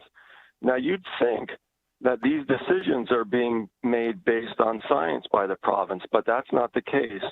So this is an article from Mike Crawley of the CBC who wrote about how these decisions are actually being made. He says, during cabinet, according to two sources, concerns about the unconstitutionality of the police powers were raised by Attorney General Doug Downey, the government's top lawyer, but were shot down. The controversial provision was passed even though Ford's cabinet has plenty of other lawyers. So I just want to point out that the Supreme Court of Canada in 1991 in Mooble's Port Louis versus the Village of LaFontaine said, the courts have often set aside municipal decisions perpetrating a manifest injustice against one or more taxpayers. The fact that the decision appears arbitrary, oppressive, or improper may lead the courts to regard it as void ab initio. So back to the article. Some are blaming the Premier's key political aides, Chief of Staff James Wallace and Principal Secretary Amin Massoudi. Other sources say Health Minister Christine Elliott and Solicitor General Sylvia Jones own the playground closure and police powers, respectively. Still others claim the impetus to take action came from... If I could pause you there for a second, just under the procedural bylaw section M40, we just ask that you speak to the topic which the board is dealing with at hand here, and so I would just note that as you carry forward with your remarks, as you're speaking about provincial officials who are not here. Thank you. So I'm speaking about the stay-at-home order, Councillor Cressy. You guys mentioned in the report about the stay-at-home order, right? Derek, your time is running there. Please carry on. Well, you didn't. You wait a second. You didn't even hold my time. Derek, I held your time. You're speaking again. Thank you. You can keep going. I'm speaking on something that you guys mentioned in your own report, the stay-at-home order. I'm talking about how these decisions are being made. I'm talking about how these decisions are not being made on science as we keep on being told they're being made. And you're interrupting me and violating my freedom of expression. You know, there's no City of Toronto bylaw that allows that to happen. So, where was I? Other sources say Health Minister Christine Elliott and Solicitor General Sylvia Jones own the playground closure and police powers, respectively. Still others claim the impetus to take action came from two of the PC party's top advisors, campaign director Tori Taniyak and pollster Nick Kuvalis. Sources say Kuvalis has warned Ford's team repeatedly that he would suffer political damage if the government failed. I'm just going to pause your time there for a second. Listen, Councillor Cressy, if they want to sue me, Councillor Cressy, if they want to sue me for slander, at this point you are interrupting me as the chair, and I'm going to have to. No, but you're interrupting me, Councillor Cressy. You're violating my. Thank you very much. Thank you. That concludes our public presenters at this meeting. And so at which point we'll now bring this into committee. And so thank you for everybody for your patience as we move into committee. So we have Dr. Davila and her team, Anania Grant, as well as Wendy Porch, Dr. Akwatu Kente, and Dr. David Burt. So we have a full team here. We'll now move it into questions. Are there members of the board with questions of staff? I can't see you all by face, so if you want to unmute just to indicate if you have questions, I'll take a list.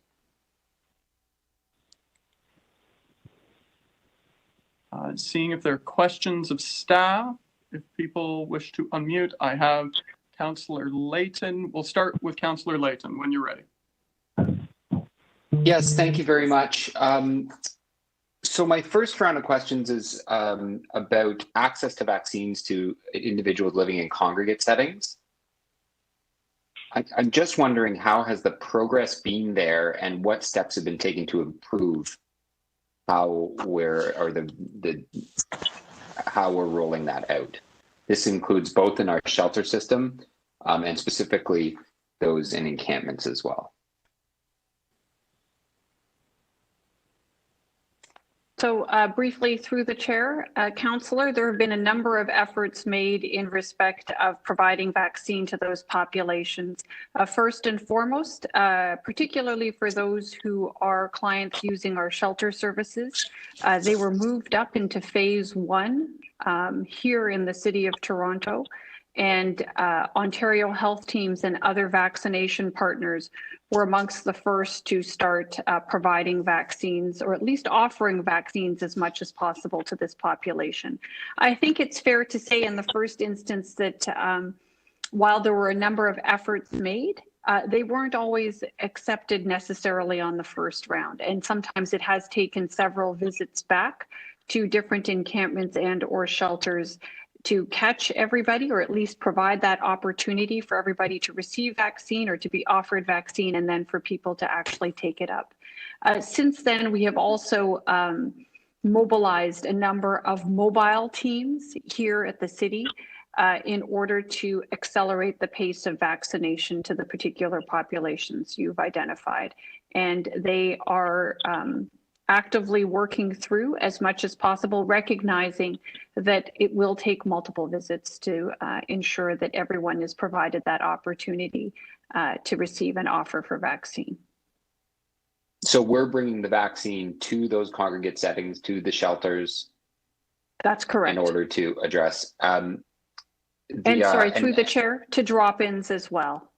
To drop-ins as well, where we would expect Correct. to see the population currently living in encampments or sleeping rough on the street. That's correct. And what outreach are we doing specifically to encampments around vaccines? So through the chair, Councillor, there are some efforts that are being undertaken through our health partners. We know that there are, and I hope I'm speaking correctly to this, I believe that we have colleagues with the Inner City Health Associates who are part of the vaccine team who are actively reaching out, as well as we have some partners from our paramedics teams as well. I know that our colleagues, I see Gord Tanner here from Shelter Support and Housing Administration. I know our colleagues from SSHA are also supporting these efforts as well. If there are pieces that I've missed, I'll leave it to my colleagues to fill in the details, but that at a high level summarizes. Dr. Davila, from you, can I get an idea of where this population stands in the spectrum of priority? Everyone's a priority. Getting jabs in arms is a priority. There's a lot of requests to put one group ahead of the other, one group ahead of the other. There's also a lot of different strategies to get jabs in people's arms. Could you classify or characterize where congregate settings like shelters and the homeless population rest within that continuum of priority? So through the chair, Councillor, I don't know that there's an easy way to define that. I would say this, we did make requests with the provincial government and ensured that this population, particularly those who are experiencing homelessness and are clients of our shelter system, were brought up into that phase 1, which was the earliest group of people for whom vaccine was made available. We were able to vaccinate, I should say, many people early on, but we have noted that it does take multiple visits to enlist and to encourage people to participate fully in this vaccination campaign. And those efforts are ongoing. So as I said, we've put city teams on this over and above the vaccine partners. Thank you, Dr. I don't know who to direct this next question to. I'm going to try to make it straightforward, and I think it's my last one. This notion, and it was brought up in our final presentation, what is the difference between the US response and the Canadian response to IP and patent protections for vaccines? Oh, goodness. Through the chair, Councillor, I believe I would have to actually take that offline. That's more of a legal issue. I'm certainly happy to investigate, but I don't know that I can give you a good answer at this point. That's very fair. Stick with the experts to answer those particular questions. Thank you, Dr. Davila, for all your happy to work. look into it, though. Thank you, Councillor Layton. Next, I have Councillor Wong-Tam. Thank you very much for the presentations to everyone. And Dr. Davila, thank you always for your ongoing hard work. Your presentation in particular on page 14, if I can just draw your attention to that, you showed us the heat map. And specifically that map was revealing a story that those who need the vaccine the most in the highest neighborhoods of rates of transmission seem to be the lowest, was receiving on the lowest number of vaccinations. Can you just describe to us what needs to change in order for that to change? So through the chair, Councillor, you're quite right. The heat map shows that there is work that has yet to be done. But if you looked at the second heat map, the one on slide 15, it showed that the kind of effort by actually focusing on the heat map and recognizing where the challenges are, we are able to redirect our efforts and focus specific efforts in partnership with community agencies, city partners, etc., many of whom you heard from today, to make sure that we're addressing those gaps. So you'll note that in recent weeks, we have seen a real increase in vaccine uptake amongst certain populations, particularly those that are at highest risk and have been most disproportionately impacted by COVID-19 so far.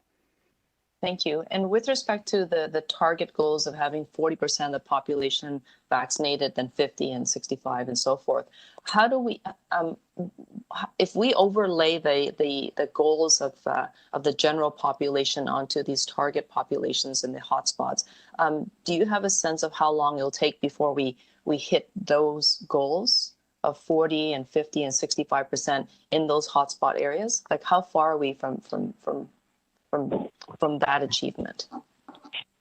So through the chair, Councillor, I don't know that we have it specifically laid out for each of the subpopulations or particular target areas or areas of focus is perhaps the better way to describe that.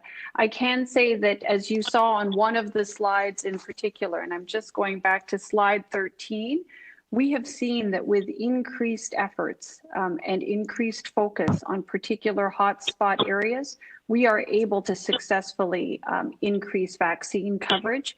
I don't know that we have a specific date by which we would get to each of those targets outside of the entire population, though. Okay, thank you. And then my last question for you before I move over to Wendy is specifically regarding the centralized, sorry, actually, no, I'm going to switch it up a bit. It's regarding the vaccination efforts for those who are street involved and homeless. You hinted to the fact that it takes a little bit longer to vaccinate this particular population. I was on the phone over the weekend with Chief Peg, and he was saying that for one of those clinics, there was 6 hours in time with staff wraparound services, and they were able to vaccinate 21 people who were homeless and street involved. At that particular rate, it will take a long time for us to vaccinate that population. What do we need to do differently to get to that population to ensure that they're safe and vaccinated? So through the chair, Councillor, I think there are a number of different approaches and strategies that we can take. And we certainly, briefly, being able to have the opportunity to have vaccine ambassadors, especially amongst the client group themselves, I think is a very promising and thus far effective way of engaging the population. Pre-work in advance, making sure that people have access to information and know when vaccinators are coming, obviously also helps. And certainly we have seen over the course of the pandemic and through literature and experiences from other jurisdictions that incentives may also be an important component. So we are certainly deploying the literature and our experiences to best effect in order to facilitate access to vaccine for this population. Thank you, Dr. Davila. And I have about 2 quick questions for Wendy Porch. I think my time's running low. Wendy, thank you for your presentation, and thank you for all your hard work into the hard work of the task force around accessibility.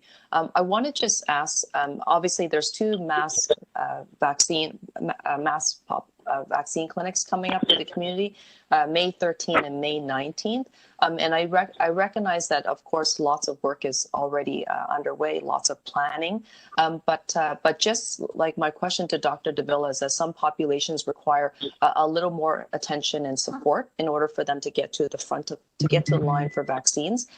What do you think we need to do at the city to make sure that accommodations are in place when people with disabilities arrive to those vaccine clinics? Thank you, Councillor Wong-Tam, for the question. We all have been working very hard together to try to make sure that these kinds of considerations are in place for our clinics on the 13th and on the 19th. I think one of the things that's been challenging for us is that it's at the Metro Convention Center, and there is one elevator at that convention center, and we're anticipating many, many people who use wheelchairs or walkers or have other mobility related disabilities to come. And so we have some concerns around how those pinch points are going to be managed. I think we need to think about and hopefully have buy-in in terms of the folks who are responsible for those clinics to be very flexible and creative in terms of how we respond to the needs of this population of folks. They've waited a long time for an opportunity to be vaccinated. And I think, making sure that as a team, that we make sure that the accommodations that they have requested, and we've collected that data in advance, are met.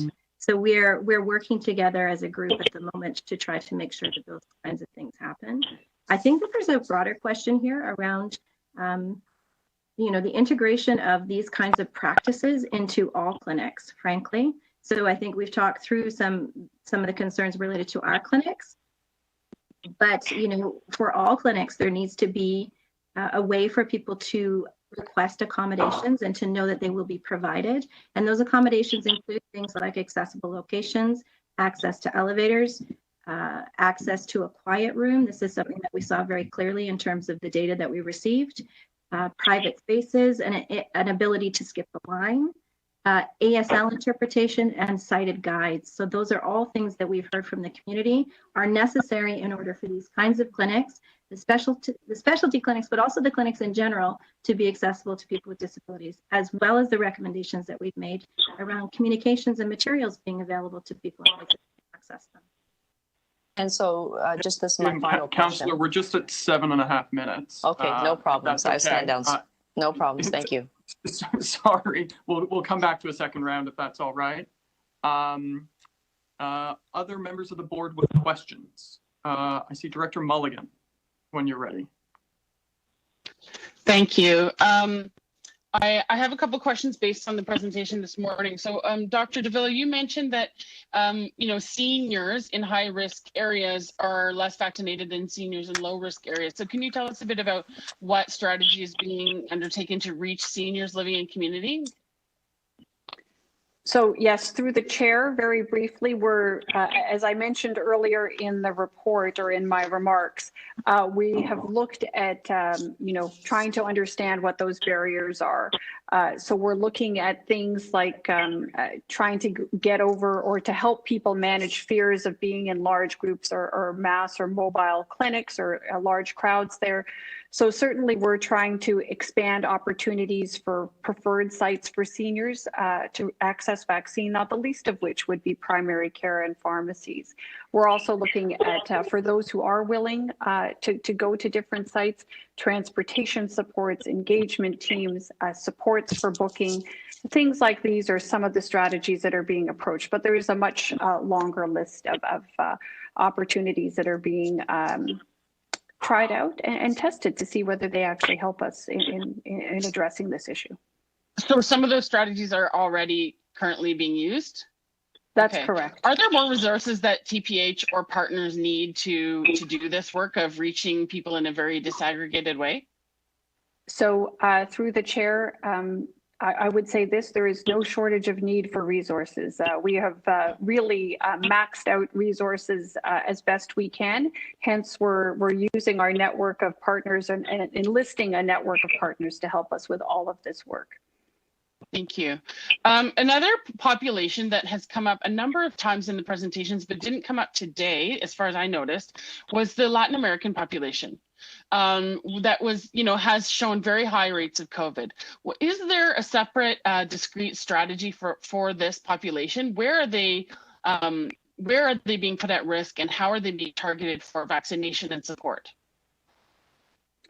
So through the chair, you're quite right. There are concerns that we have in respect of the Latin American population and the disproportionate impact of COVID-19 on the population. Certainly, we rely in great part on our existing network of agencies and community providers. We know that we have a number of community ambassadors and agencies, courtesy of our colleagues at Social Development, Finance and Administration, who are helping in this regard. And of course, there are language translations that are available and services to support access to information and facilitate access to testing and vaccines. So again, many of the similar strategies, but specifically focused on Latin American populations where they're at, that have been deployed successfully for other populations within the city. Just before we move on there, Anania, did you want to add in? Because I know Dr. Davila was speaking from TPH there, but from SDFA specifically on that question.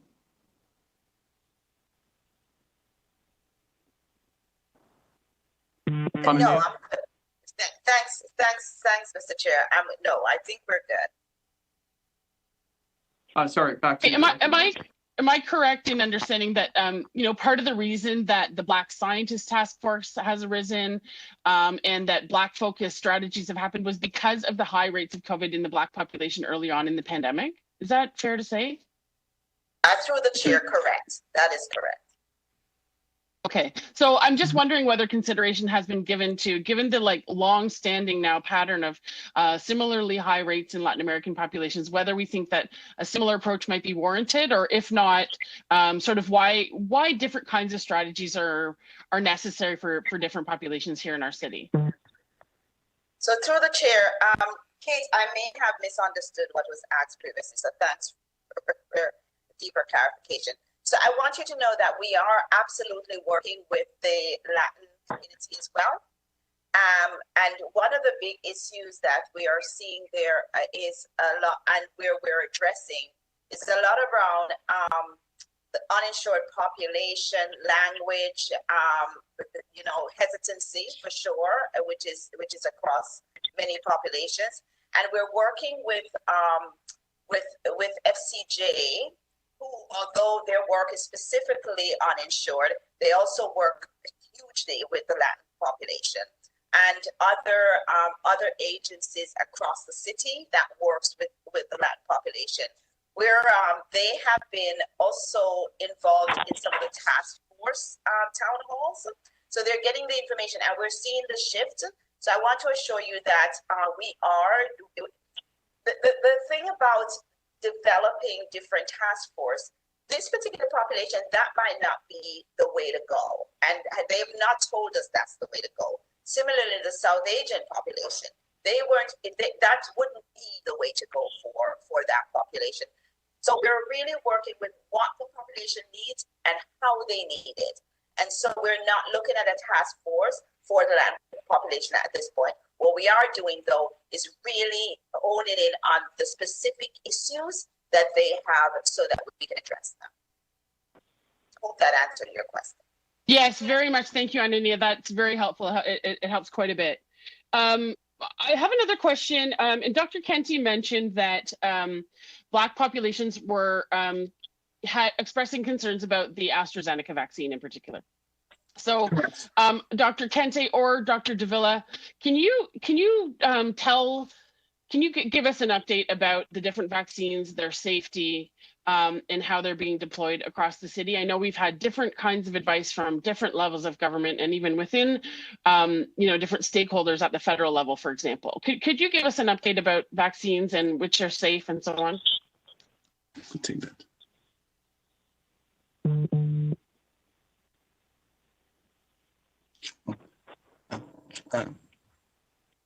Sorry, I think Dr. Kenty is trying to speak. I'm happy to chime in.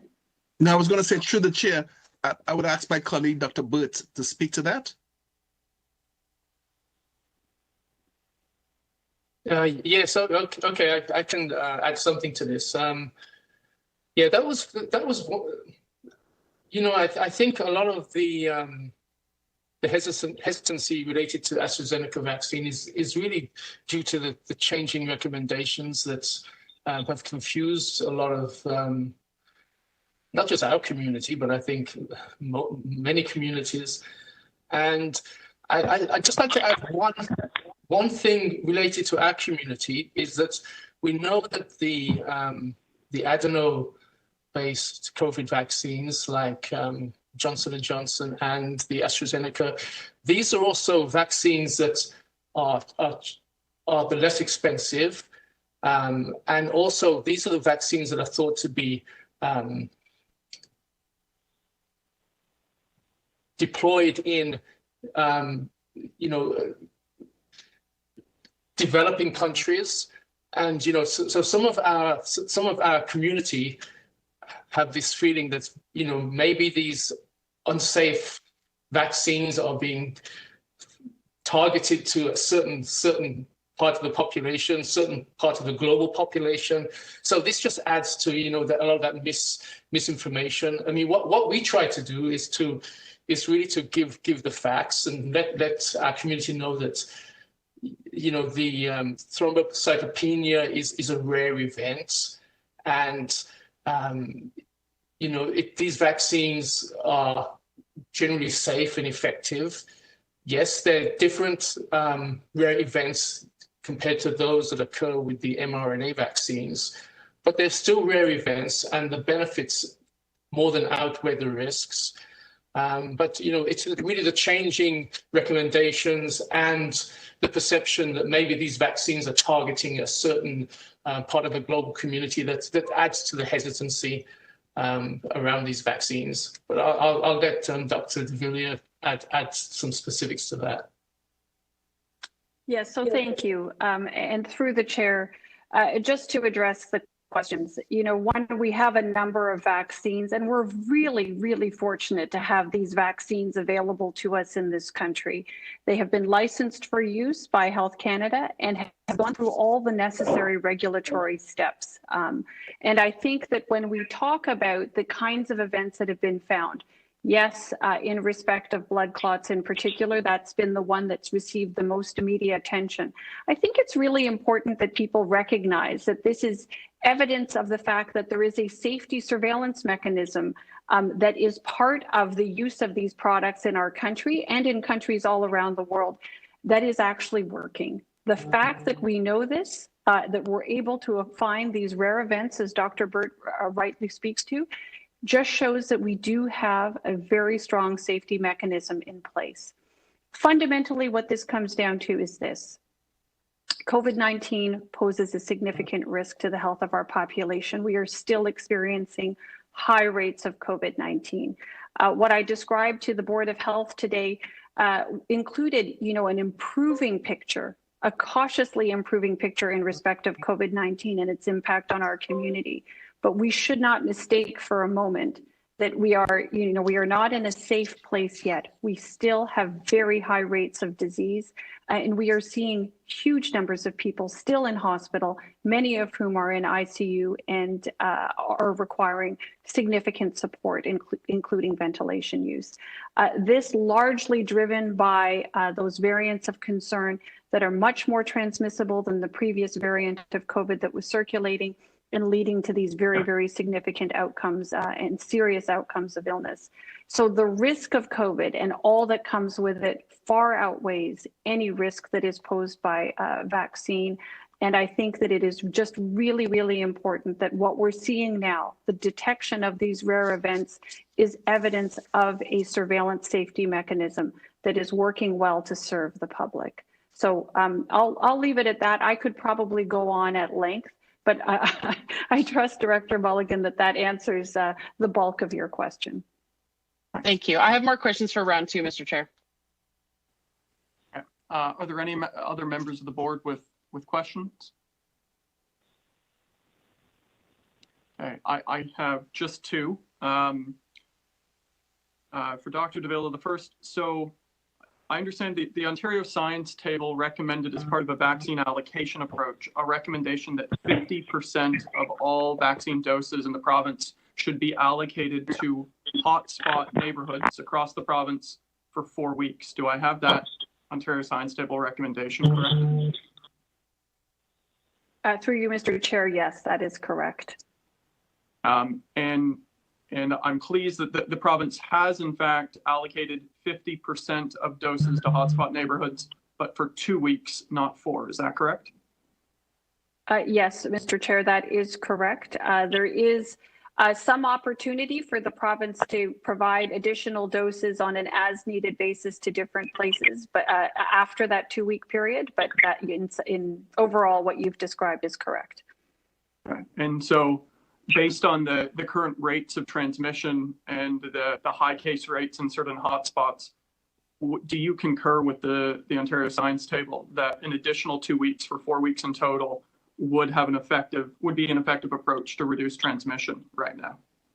So through you, Mr. Chair, the more vaccine we are able to provide, particularly in hotspot areas such as the many areas that we have in our city that have been disproportionately impacted, I should say, the better it would be in terms of protecting those communities, the city writ large, and I would argue the entire province. The issue, of course, is that vaccine is an investment not into rates right now, but around preventing future disease.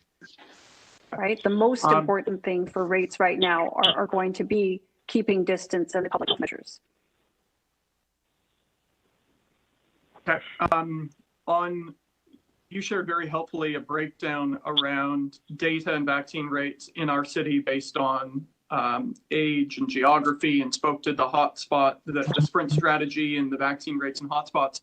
I'm wondering what the status is of the provincial voluntary data collection based on other factors, income, race, which I know, for example, are two of them. What is the status of that data collection, and when do we think we'll be able to see an update on vaccine rates based on some of those other vaccination rates in our city based on some of the socio-demographic data that the province announced could be voluntarily collected? Wondering what the status is of that collection and when we might see an update. So through you, Mr. Chair, I know that we are collecting some of those data as best as we can. It is voluntary. With respect to provincial data, I can't speak to that. I don't know what their plans are, but I do know that we are collecting data wherever we can on those issues. And I can't speak specifically to when we'll have enough data to report on. That will depend on uptake for sure. Okay, so an update to come. We don't have a timeline thus far. Unfortunately, Mr. Chair, no. Okay. And then just the last piece around data collection and vaccines and COVID rates. At our Board of Health at our last meeting requested that efforts be undertaken by the province to enable the collection of data based on disabilities. And I'm wondering if we've received a response from the province as to whether that additional category of data collection would be permitted. So through you, Mr. Chair, to my knowledge, we have not. I will let any of my staff correct me if I'm wrong, but I do not recall having heard from the province. On a scale, that is correct. We have not received a response to date. And would it be possible for this, in the absence of that being outlined by the province for vaccine data collection, are there other tools that the city could use or Toronto Public Health could use to be able to collect information based on disability, whether it's related to COVID cases or vaccine rates? Are there other tools we could use on our own? So through you, Mr. Chair, we can certainly explore that, given that we are using existing provincial tools, both with respect to collecting data on cases and with respect to collecting data on vaccine. I'm going to be very candid. That would be challenging, but certainly happy to look into what the opportunities look like. Okay. Thank you very much. I did hear a request from Director Mulligan for a second round. Just open it up. Are there any other members of the board with additional questions? Okay. I have Director Mulligan and Director Wong-Tam for additional questions. Director Mulligan. Thank you, Mr. Chair, and I really want to thank you, Dr. Davila, and all the presenters today for the super hard work and for bringing this information forward and for doing what you can to take an equity-informed approach with the resources you have and working with communities. I have a question for Dr. Kente about, is there a local role? Is there a role for the City of Toronto and Toronto Public Health when it comes to that global vaccine equity? I think we could be a progressive city. I think Seattle has taken a very strong stance on vaccine equity globally and the need to share. And it may be one of the reasons why President Biden has actually shifted the U.S. position in the past 2 weeks, I think, to support setting aside the patents during this public health pandemic. What the government of Canada has said is they won't oppose the patents. It doesn't say it will support the waiver of patents. And but Canada overall has been very progressive on many dimensions of vaccine equity. It's just during the pandemic, the need for exigent measures is clear, and we're not there yet. Thank you. And I have another question for you, Dr. Kente, about about WhatsApp. You mentioned that that's a source of vaccine misinformation. It's probably the source of good information too. So this is, I guess, for you and for Dr. Davila. How is TPH using WhatsApp or other communications channels to reach people during this time to make sure that people are getting good information about how to access vaccines, what the safety is, and so on? So should I go first, or should the chair? Should I go first? Yes, Dr. Kenty, please. You're going, Akwasi, jump in. So what we're doing is we're going to be animating our answers to the frequently asked questions that we received, and with the animation and a more light touch approach, putting it on WhatsApp.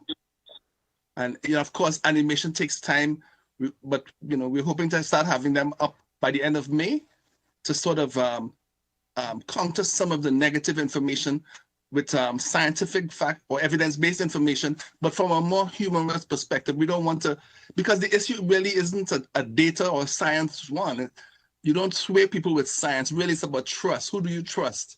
And so, so we're trying to get on WhatsApp, but we don't want to just jump on. We're trying to think it through.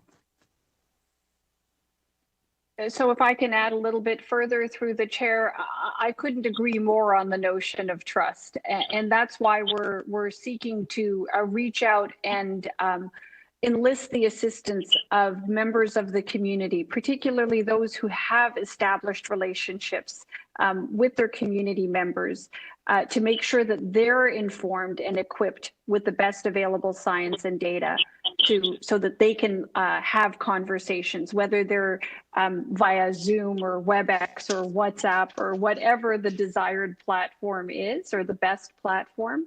We're really trying to make sure that they're equipped with information so that we can, make sure that people are hearing the right information from trusted sources. Thank you so much. And I just have one last question, and it's about outdoor recreation amenities. On what basis have these been closed? And what is the risk to people of outdoor recreation right now? So through the chair, Director Mulligan, probably a question better directed towards my provincial counterparts. I don't know that I can speak for their decision-making or what went into their decision-making.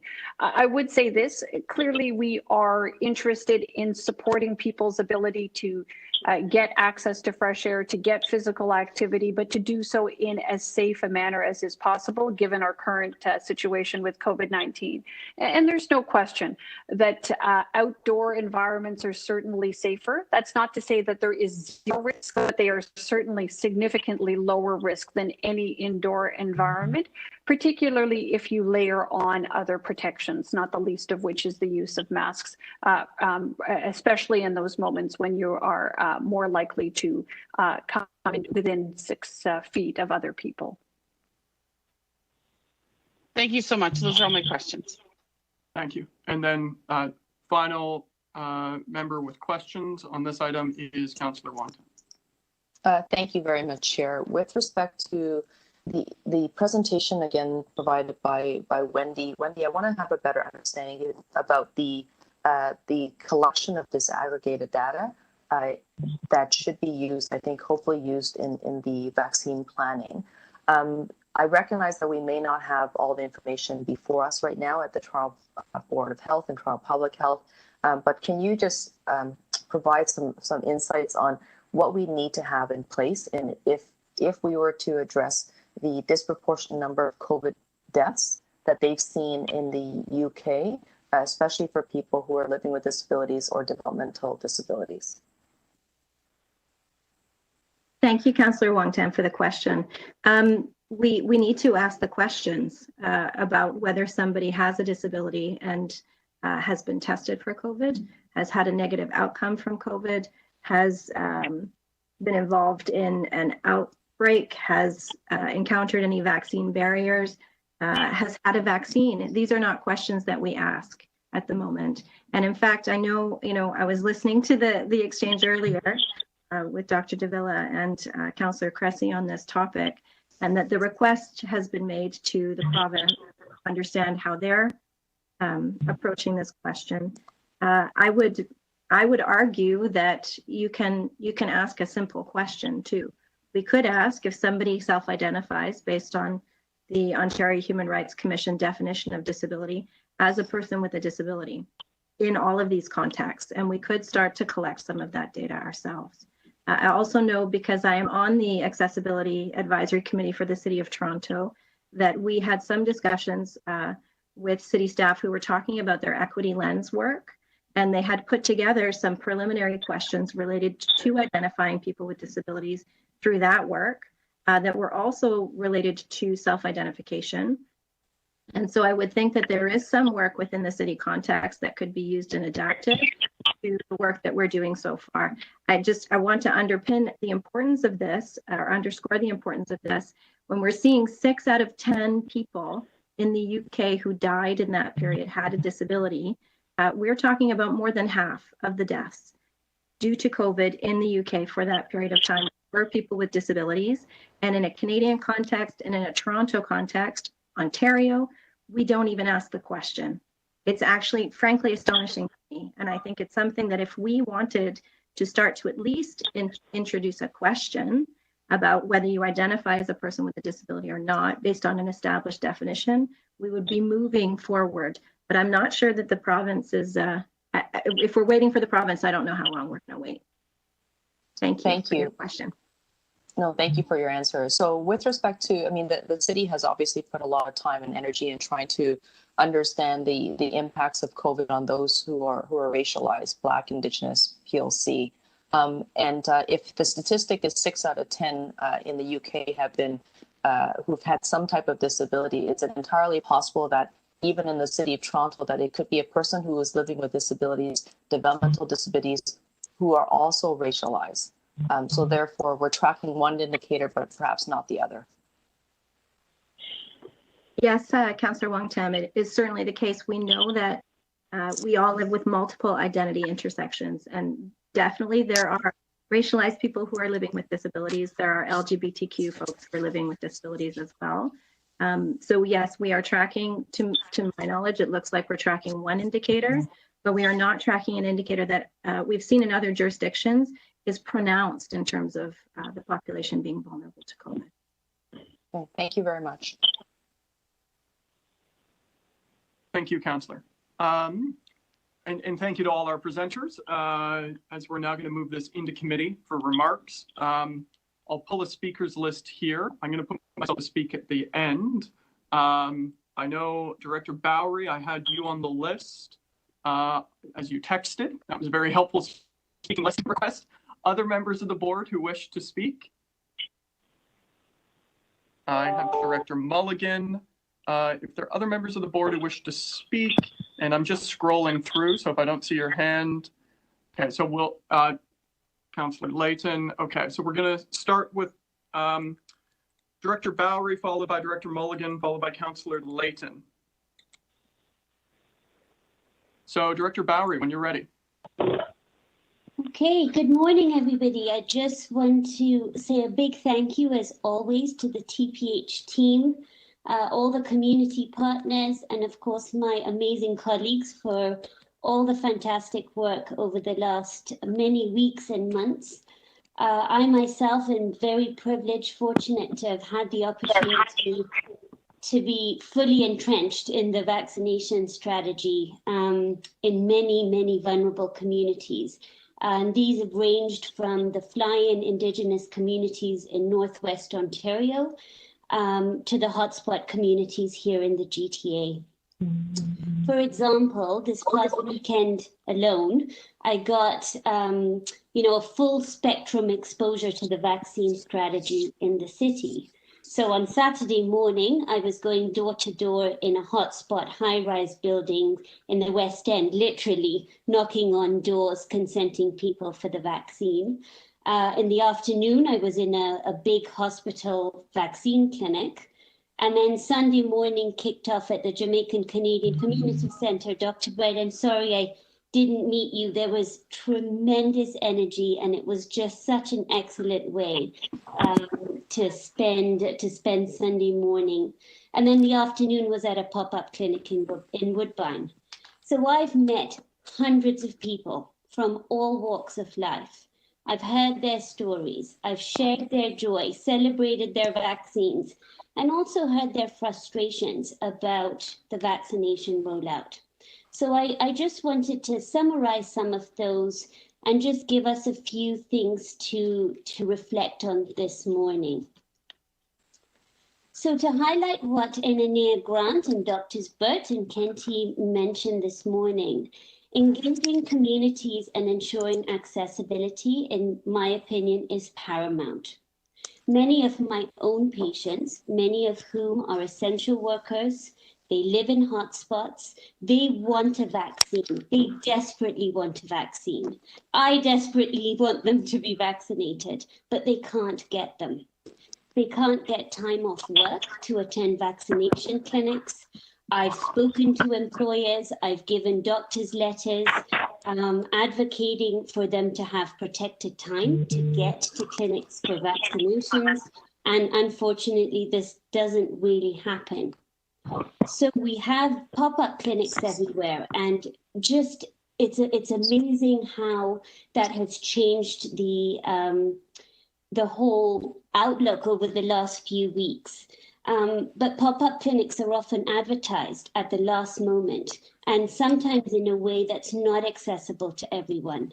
So a lot of people aren't able, they just don't have enough time to make arrangements to get to clinics in time before that pop-up clinic has moved on. Others simply can't get to locations due to transport restrictions or financial concerns.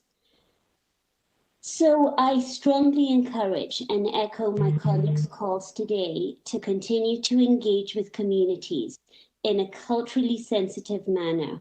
And really, let's try to continue to reduce the logistical barriers for patients to really be able to access and attend clinics. My last comment sort of focuses on the last bit we were talking about regarding vaccine hesitancy and building trust and having trusted relationships within our communities. So I'm a family doctor, and this is a big plug-in to try and really involve and boost primary care providers in the rollout as much as possible. Patients trust their doctors, they trust their NPs, they trust their primary care providers. They want to talk to us about their fears, about the vaccine, about the science, about a lot of what's come up in the media, the confusing guidelines. They want us to engage with them. So I really hope that, at TPH you can continue to advocate for the role of family doctors with the province, because we're here to help. And we're here to help our patients at the end of the day, and whatever we can do to help you, get the message out in an appropriate way, in a trusted way, and in a big way. I think that would be a big win for everyone. Thank you very much, Director Bowery, for the comments and your work. Next, I have Director Mulligan. There was a mini Mulligan I saw there just a second ago, one of your kids. So Director Mulligan, you and or your kid together for your remarks. Thank you. I just got her out just in time. I'd like to move a motion. Is now an okay time to do that? You place there we are. Of your remarks. Yeah, so I'd like to move that the Board of Health call on the Government of Ontario to reopen outdoor recreation amenities, which were closed under the provincial order Ontario Regulation 80-20 under the Reopening Ontario Act 2020 in a manner that ensures access to the outdoors alongside rigorous safety measures. Okay, so that's the motion that I'm adding to our agenda for today. We need to get people outside for their physical and mental health, and we want to make sure that we're not closing the things that should be open and opening the things that should be closed. We want to make sure that we're taking a fair approach that supports our health and well-being broadly. And so this is something that I think is really important for us to request of the province at this time. So that's the extent of my remarks for today. Thank you. Thank you, Director Mulligan. Next, I have Councillor Layton, followed by Councillor Wong-Tam. Councillor Layton. Well, thank you very, very much. Just two quick things. One on the providing vaccinations for individuals living in congregate settings and shelters, as well as the homeless population. I know that and I know that there have been some challenges, but I'm glad to see that the city and through public health and SSHA are focusing our efforts and accepting the fact that time per jab is just going to be a little bit greater for that population. I think that we'll find that investment in life savings will be well served. If we invest that time, invest that staff energy, I think it will save lives. And despite the fact that we just, I think, need to measure it against a different metric. And I think that that's important. And I send all my my best to the teams that are rising to that challenge. On the these international barriers to vaccine access, it's been in the news lately. It's not something I'm particularly familiar with. I do know that our chair is in discussions with TPH and legal more specifically about what it is and how the city could position ourselves. Listening to the speakers, they're right on. Like, we are an international city, and our population reflects that. And not only do we have the stress of what's going on in our homes and in our city and in our networks and community here, but we exist probably more than other cities in that global context. And I know that it's adding stress to families in Ward 11. I know it's adding stress to families across the city and across the region. And I think Toronto should lead the efforts to push our federal government to take as strong as possible a position that we stand united with our neighbors around the world in our efforts to try to address COVID, not only within our cities, but within theirs and globally. So I look forward to the chair bringing something forward that would be the appropriate thing. I don't want to just come up with something on the fly here. The appropriate thing forward so Toronto can take the strongest possible position. Thank you very much to our staff at TPH and across the corporation for your continued work. Thank you, Councillor Layton. Next, I have Councillor Wong Tam. Thank you very much, Chair, and thank you to everyone who presented, Dr. Kenty, Dr. Bird, as well as Wendy Porch, Anania Grant, and of course, Dr. Davila. I just want to extend, and I think we need to say it often because Dr. Davila said that sometimes our words of gratitude don't get to all the members of the Toronto Public Health. We are sincerely grateful and in debt to you for all your personal sacrifices to keep us safe during the pandemic. I just want to recognize that, you know, the work that the Board of Health is doing and Toronto Public Health is doing, I think is just absolutely stellar. Obviously, we're in the grips of a global pandemic. None of us have lived through this, and things are never going to be absolutely perfect because we don't have the ability to have, you know, the foresight vision of being able to see everything that comes at us. But I'm just so impressed by how quickly we're able to adapt when things do appear. And I want to just recognize that part of that nimbleness of being able to adapt to support and provide support to populations that are different, that perhaps don't live within, quote unquote, if I can just, it's an awkward phrase, but the mainstream.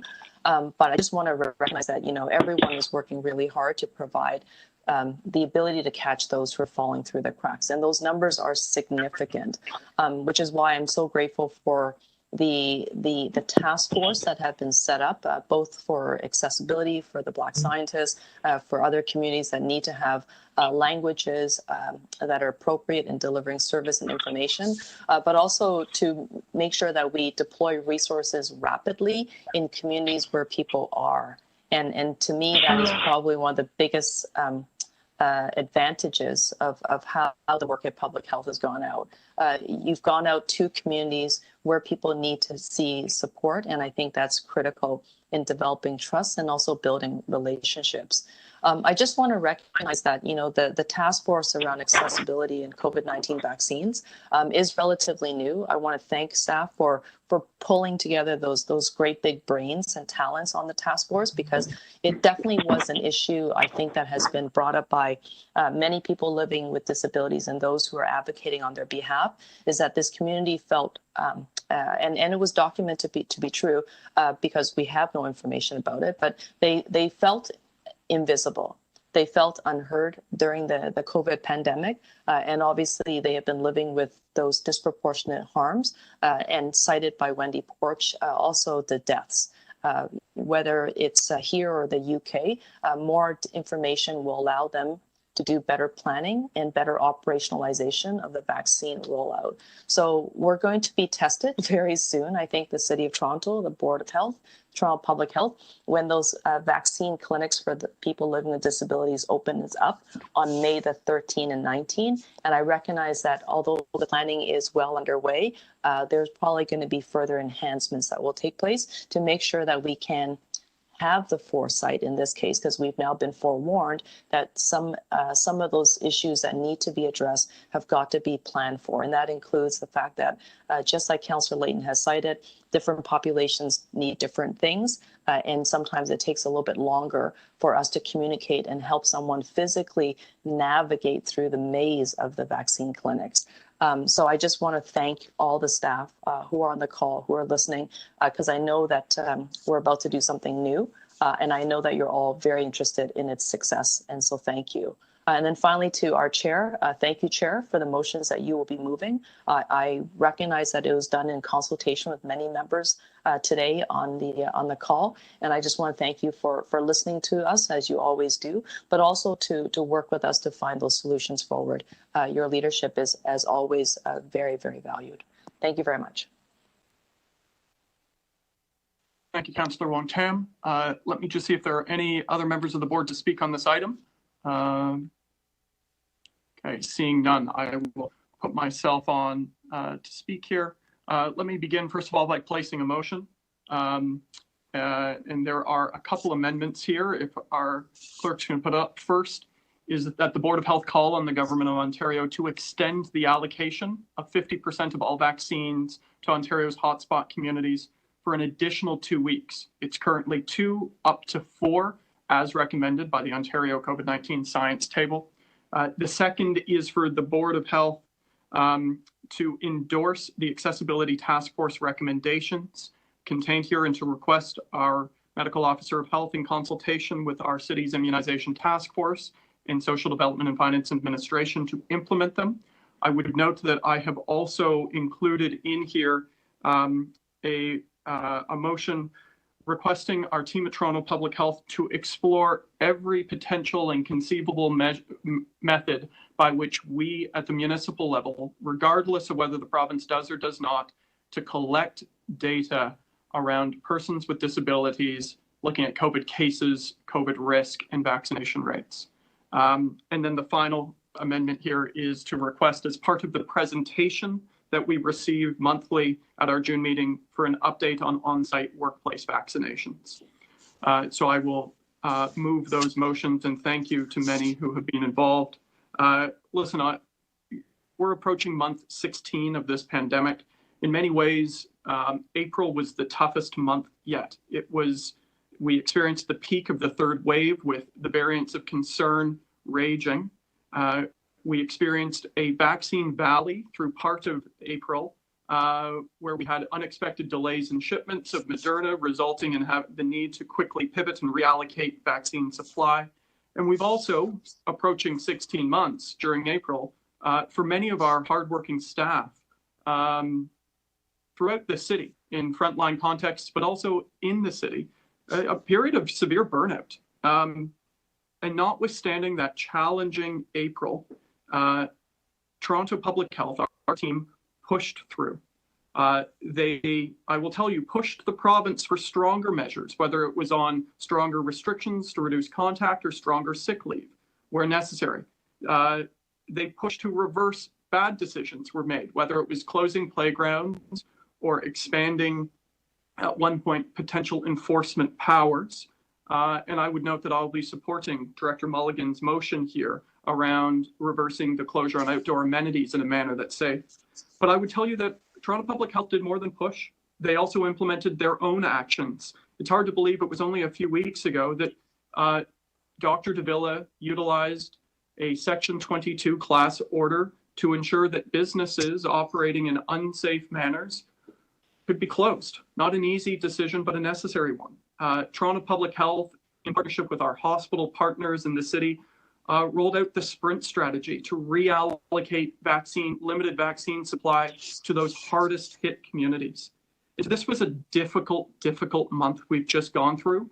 And I will tell you that throughout it, across the city, the healthcare system and our partners and Toronto Public Health and their staff and our city staff did remarkable work. And I want to acknowledge that. And acknowledge that because this is more, we have the great privilege and honor of seeing the work of Toronto Public Health. But as you see, this is a whole of government citywide response, from staff here, from Shelter Support and Housing Administration to Social Development and Finance, to remarkable leadership in partnership with the community sector that you've seen from Dr. Burton Akwatu and Dr. Kente, to people like Wendy Porch who've stepped up. And so we have some difficult days ahead, but we also have great hope ahead. Vaccines are how we will end this pandemic. And success in the immediate means vaccinating the most vulnerable as quickly as possible, to prioritize and allocate supply, to open accessible clinics, to ensure that those clinics break every barrier and build every bridge to access. And that work is working. We're seeing it. The vaccination rates are going up. You see it on the ground. I had the privilege of dropping by the Black, African, and Caribbean pop-up this weekend, and I've never been so proud to see the level of grassroots leadership as I was this weekend. Bob Marley playing on speakers outside, Black physicians vaccinating inside, women from the local church providing patty and soup for people in the aftercare area at the end, and people walking out the door vaccinated. This is what it's going to take in a city like ours. Reach people where they're at, where they live, in the languages they speak. We can do this. We are going to succeed in this. It's going to take a campaign unlike any we've ever seen. It's a campaign built on access and breaking barriers, but we will succeed. We have no choice but to succeed, and we're going to make sure we do. And so with that, I will thank once again all of you and our staff, and that concludes this item. So we now, to our recording secretary, we have a motion from Director Mulligan, if that can be placed on the screen. That was the first one moved, so we'll vote on that. This is the motion regarding a request to reverse the provincial order around the closure of outdoor amenities to ensure they can be open in a manner that has adequate safety measures. All those in favor? Any opposed? Seeing none, that carries. Next, we have the amendment I moved, which, and sorry, I should say, and I'm happy to move this. I will also move the staff recommendations on long-term care, I should have mentioned. On this amendment moved here, all those in favor? Opposed, if any? That carries. And can we do the item as amended with the staff recommendations? I believe that's the final piece here. All those in favor? Opposed, if any? That carries unanimously. Thank you. We will now proceed to our next item on the agenda, which is item HL 28.2. We do have a couple registered speakers on this item. I'd like to place a motion that we extend to complete the agenda. I suspect we will be complete by 1, but I would just like to extend to complete. So clerks, do you have that motion for extension prepared? We do. So that this is for the board to extend its meeting past the scheduled 12:30 lunch recess to complete the agenda. For those who have other commitments, I suspect we will be finished before 1 so that you can plan accordingly. All those in favor? Opposed, if any? That carries. Okay, so this takes us to item HL 28.2, 2021 Student Nutrition Program Service Subsidies. We do have speakers, and with our greatest thanks for the patience you have shown to get through a very big and long item in advance of you. Our first speaker is Debbie Field from the Coalition for Healthy School Food. Debbie, do we have you on the line? Yes, can I Debbie, be heard? we hear you loud and clear. Welcome. You'll have 5 minutes and you can begin when you're ready. It's good to see you again, Debbie. Thank you. Well, it's great to be here. I wish I was sitting with you. I wanted first to thank you for the $16,437,857. It's quite spectacular that the City of Toronto has continued to invest, as you have, in school food. It is a really big deal and a real acquisition of the city. I actually didn't mind listening to all the other conversation because it showed the vision that the city has on many issues. And I think school food is one of these issues that you continue to really play a visionary role on. I've had the pleasure of deputing in front of the Board of Health actually for decades on school food. But I am here with a slightly different message, which is it may actually be now. We might actually be a time when the federal government is getting ready to do something. And that means that it's very important that you take clear positions on what your vision is for this school food program now. So beyond just writing to the various levels of government, which you have done so many times, I think you have an opportunity to do more than that this time and to actually take a commitment on the universal nature of a school food program, that it has to be healthy food.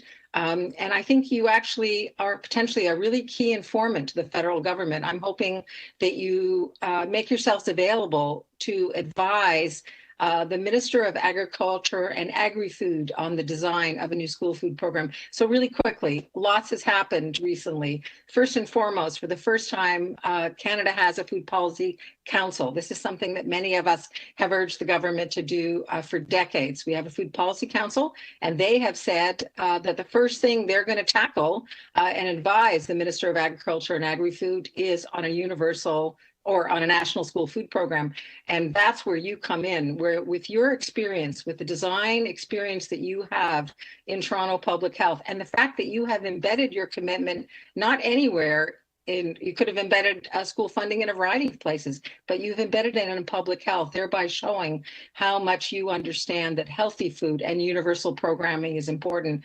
The other things that have happened recently, we have two very, very visionary and new reports from Ontario, which is not usually a leader on school food. We have a private members bill on food literacy, and we have a crucially important report, which I assume that your medical officer health would have been there when all the medical officers of health and all of the directors of education in the city in Ontario made a commitment to school food and to going to Ontario ministers to ask them to go to the federal government. We do have a jurisdictional problem in Canada when it comes to school food, and we need the provinces to go to the federal government and say that they're prepared to take national standards. And you can see how this is playing itself out in childcare. I want to draw your attention particularly to two things that happened in 2020 in terms of cities, which is the city of Vancouver and the city of Victoria, both committed to a universal healthy school food program, and also endorse the coalition that I work for, which is the Coalition for Healthy School Food, which has nonprofit organizations in all parts of the country. So my message today is that you have a real opportunity to change how the Canadian government will develop the National School Food Program. And I really urge you to take the lessons that you've learned through decades at the City of Toronto and the vision, as you have in your other items before us on the agenda, and go to senior levels of government and help them design the best possible school food program for Canada. Just Friday, Bernie Sanders and some of the Democratic House of Representatives tabled what it will be a crucial moment, I think, in school food around the world. Their new bill that they've tabled uses the word universal school food meals. And they talk about all children in the United States having a healthy meal locally sourced when possible at school. So anyway, I hope you join with all these other voices across Canada and the world.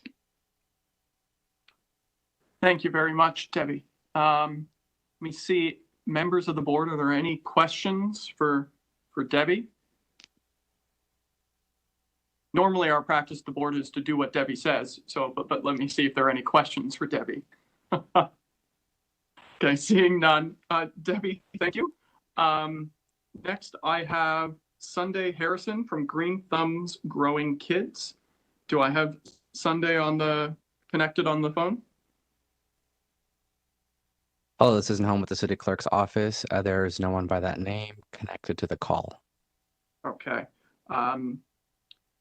So then I'll proceed to our next registered speaker, Sandy Maxwell from the Ontario Public Health Association. Do we have Sandy on the line?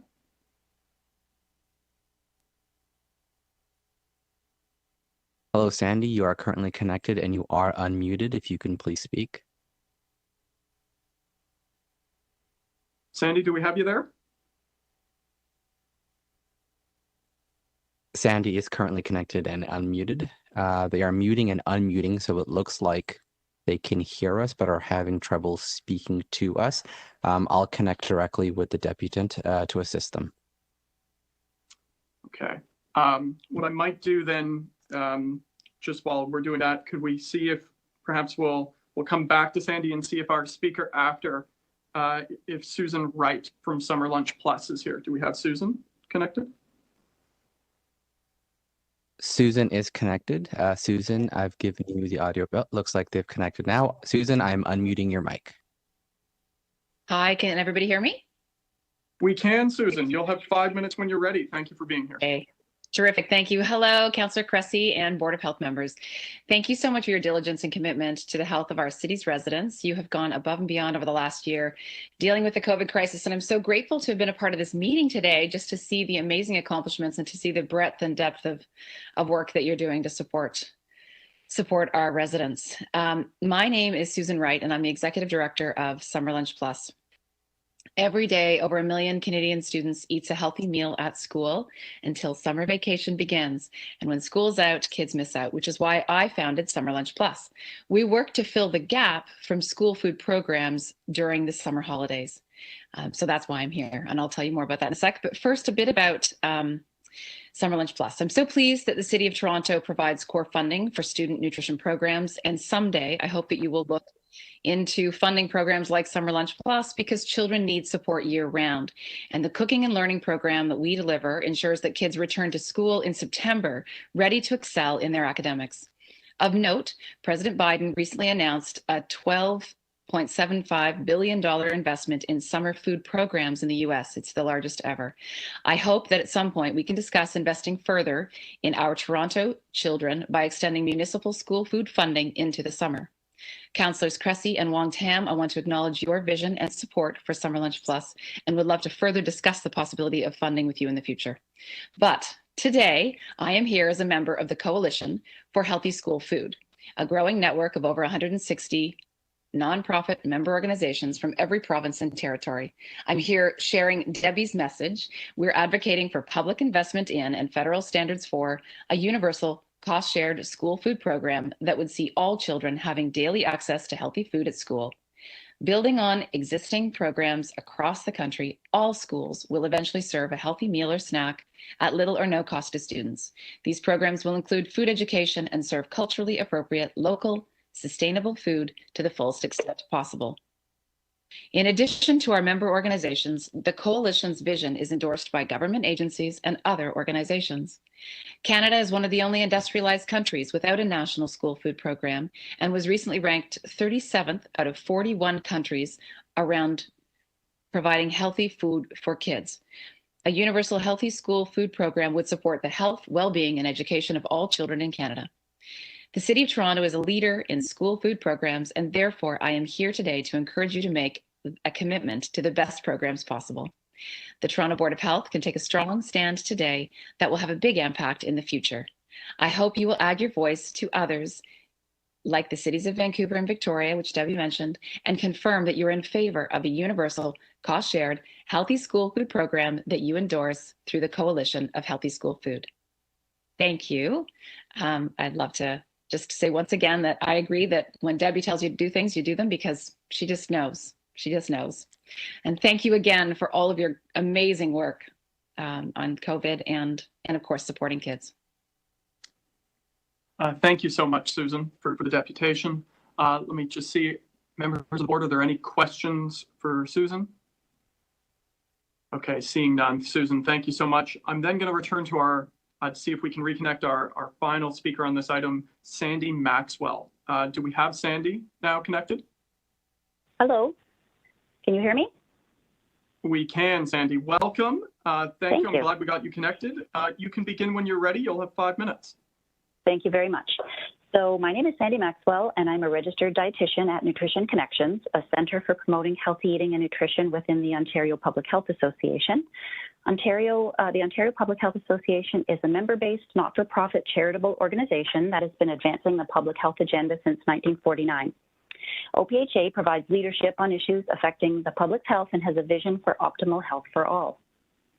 As a member of the Coalition for Healthy School Food, which you heard already, I urge you to support the recommendation to request the federal government to provide core funding for a national school food program, but also to strengthen this recommendation by including the concepts of universality and health, and to endorse the Coalition for Healthy School Food.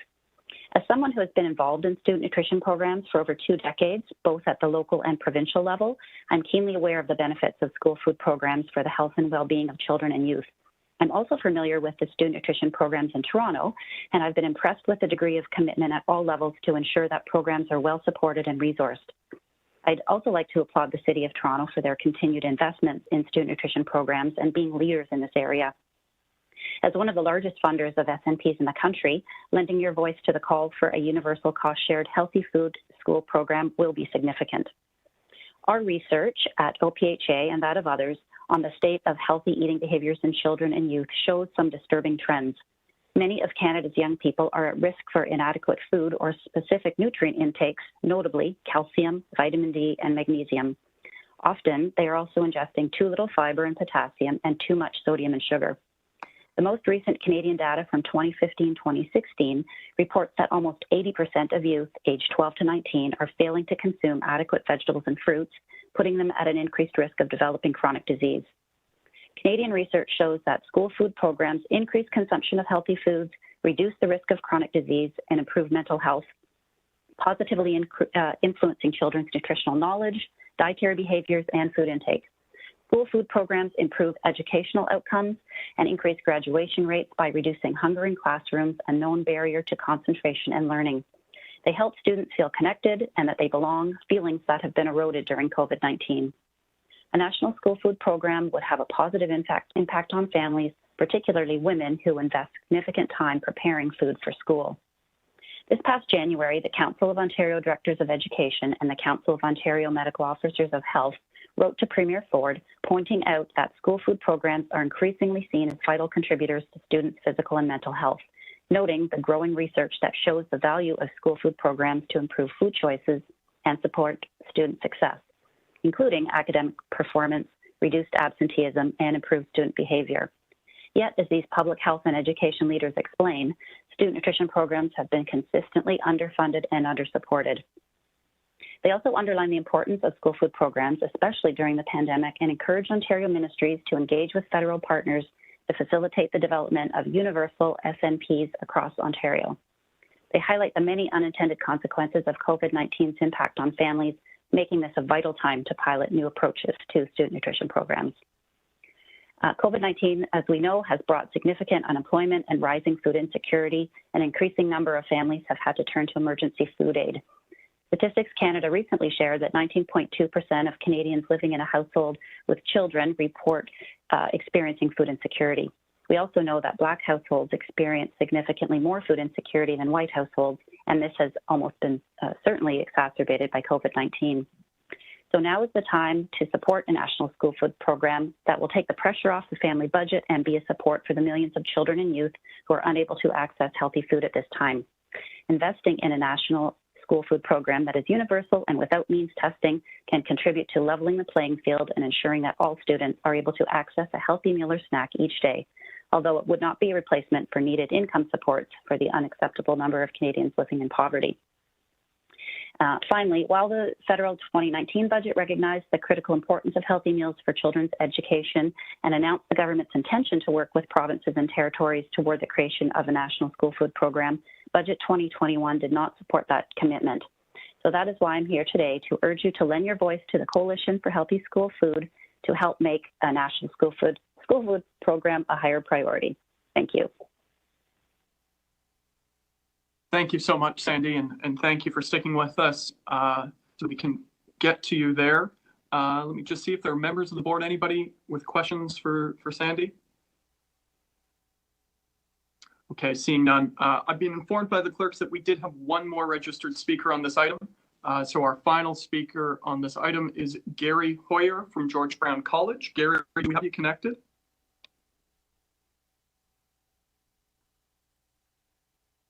To the chair, Gary is connected. Their mic is unmuted, so they should now be able to speak. Okay. Gary, are you there?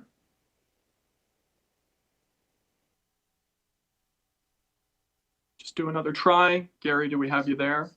Sorry, can you hear me now? Your audio is quite low. If you could try either bringing your mic closer to you or turning it up. Okay, is this any better? That is a little bit better, and we don't know each other, so if I could just say, if you could yell as loud as you can, I apologize if that's impertinent. The louder the better. Yeah. But Gary, you'll have 5 minutes when you're ready. Thank you very much, and hopefully you could hear me a bit. I don't know, it's a new computer, so hopefully it's not too loud, or you could turn it down. And thank you very much, Chairman Cressy and the entire Toronto Board of Health and the TPH team, and both for your tireless efforts during the pandemic and for allowing me to speak this morning. My name is Gary Hoyer. I'm a professor at George Brown College in Toronto, and I'm also here to share Debbie's message. And I've entered a written deputation, so I'll keep this short, which is always kind of infers that it's going to take forever. But I've been researching the benefits of farm-to-school activities and school food programs for several years, and investigating the benefits that healthy local food and a food literacy education, both hands-on and theoretical, provides students and the community.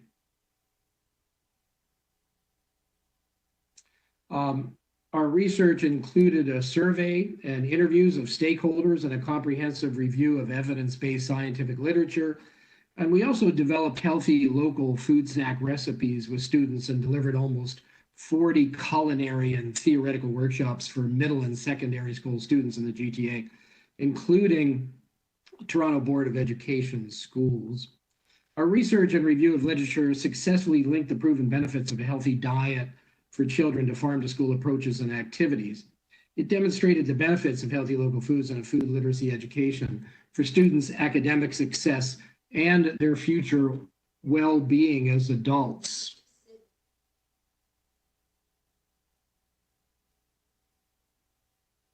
It also showed how involving the community enhances rewards for all stakeholders. Fundamentally, however, the research demonstrated that children's health and welfare and academic success suffer without a nutritious breakfast and lunch. So based on the results, we are advocating for a national universal cost-shared healthy school meal program. So we also, in delivering these workshops, found it unusual that some schools had no food service facilities while others enjoyed a full kitchen and cafeteria. So adding the necessary infrastructure for schools to produce and deliver healthy local meals and snacks, or developing an alternative such as an off-site commissary kitchen with delivery capabilities is critical but costly. So it's going to require cross-governmental funding and should, of course, be part of a good national school food program. So again, it's wonderful to hear that the City Council approved municipal funding for the student nutrition programs, and that most programs continued during COVID-19 and will continue. And these programs, they're critical to the health and well-being of children. So, but the City of Toronto needs more support. School is the best place to provide students with healthy food. And all Canadian students should receive meals through a national school food program. You know, there's over 388 million children in 161 countries, 83% of the world countries that receive free or subsidized meals. And we're one of the only OECD members without a national school food program. So I endorse the Coalition of Healthy School Food and join them in advocating for a national universal cost-shared healthy school meal program, one with well-chosen federal standards so that all children can enjoy cost-free daily access to healthy food at school. Culturally appropriate, local, sustainable foods with hands-on and theoretical food literacy education tied to curriculum. So I hope the Toronto Board of Health supports the coalition and strongly urges policymakers at the federal, provincial, and territorial levels to support and create a universal cost-shared school food program embedded with farm-to-school approaches, providing the necessary infrastructure to deliver school food service. Thank you very much. Thank you, Gary, and thank you for sticking with us there. Let me open it up. Are there any members of the board with questions for Gary? Okay, seeing none, we're going to move this into committee. Any questions of staff on this item? Okay, seeing none, we'll move into speakers. I'm going to put myself on to speak first. And I can begin by placing an amendment and with thanks to Councillor Perks for the support on this. And this is to amend recommendation 3 so that now it reads, City Council and the Board of Health requests the federal government to provide ongoing core funding for a universal national school food program. And the second is that the board support the ongoing efforts of the Coalition for Healthy School Food to advocate for a universal healthy school food program. And so I'll place that there. Listen, so much of the discussion in our board recently has been around our response to COVID. But of course, we must never lose sight of, in our response, we should be thinking about the future. And when it comes to recovery and building a healthier city and society and population after COVID, food is and can be at the center of it. Food, and in fact, it's part of the solution. You know, food is not a problem, it's part of the solution. It's a solution to dealing with the environment and building community and addressing equity and ensuring strong, healthy kids at the same time. And so, you know, amidst all of the discussion of the COVID response, there's also a moment right now around a national program, something that in the food movement and at the board, we have been banging our fists on tables and talking about for decades. And there's a moment right now with a real national conversation, and we have a chance to not only seize this moment, but make sure we get it right. And that ensures that that we're building a national program that is universal, that has core funding from all levels of government on an ongoing basis. And this is an exciting moment. This is truly a big opportunity to build a healthier future and a more sustainable one as well. And so I'm pleased to move these amendments with thanks to our deputants, because I know similar amendments and motions are being moved right across the country. So with deep thanks to the team who are out there organizing nationally, and as well to Councillor Perks for helping to craft this.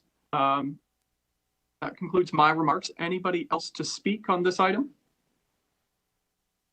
Okay, seeing none, I will we'll vote on the amendment which was placed here. All those in favor of the amendment? Opposed, if any, that carries. Motion item as amended. All those in favor? Opposed, if any, that carries. We'll now conclude by moving to our final item, which is an update. It's item HL 28.6. This is an update from Director Mulligan, our board representative on the Association of Local Public Health Agencies. This is our monthly opportunity for Kate to give us a state of play on the comings and going across the province. And thank you, Director Mulligan, for being our representative there. Over to you. Thank you, Mr. Chair. Just a really quick update in the interest of time. You should have in your email inboxes some background information from Alpha, its latest information break, including information about the upcoming AGM and conference, which is happening on June 8th. And we strongly encourage all of you to participate and share Toronto's voice. We have seen just how important the role of boards of health is throughout this campaign, throughout this this pandemic of COVID-19. And it's important for us to be there and to continue showing our voices and showing our leadership. There's also a letter on behalf of all of Alpha asking the province to extend its provincial restrictions beyond May 20th. So that has been issued on your behalf as well. And also just one thing that I missed sharing last time, the provincial budget summary and analysis from Alpha. I encourage you to have a look at that as well so we can keep an eye on what's happening at the provincial level. And that's your Alpha update. Thank you. Thank you, Director Mulligan. You're getting a thumbs up from Councillor Bradford there. And sincerely, I know this is rushed because there's often so many pieces in front, but on behalf of the board, thank you, Director Mulligan, for serving us so well in pushing an equity agenda province-wide on our behalf as well. I do need a motion to receive on this formally, moved by Trustee Donaldson. All those in favor? Opposed, if any? Members of the board, that concludes this meeting. Another quiet one, not much on the agenda, not much happening. It's just another month in Board of Health land. So as always, thank you to all of you, to our staff in Toronto Public Health, and I look forward to chatting again soon. This concludes our agenda. Thank you, everybody. Thanks everybody. Stay safe. Thanks, folks.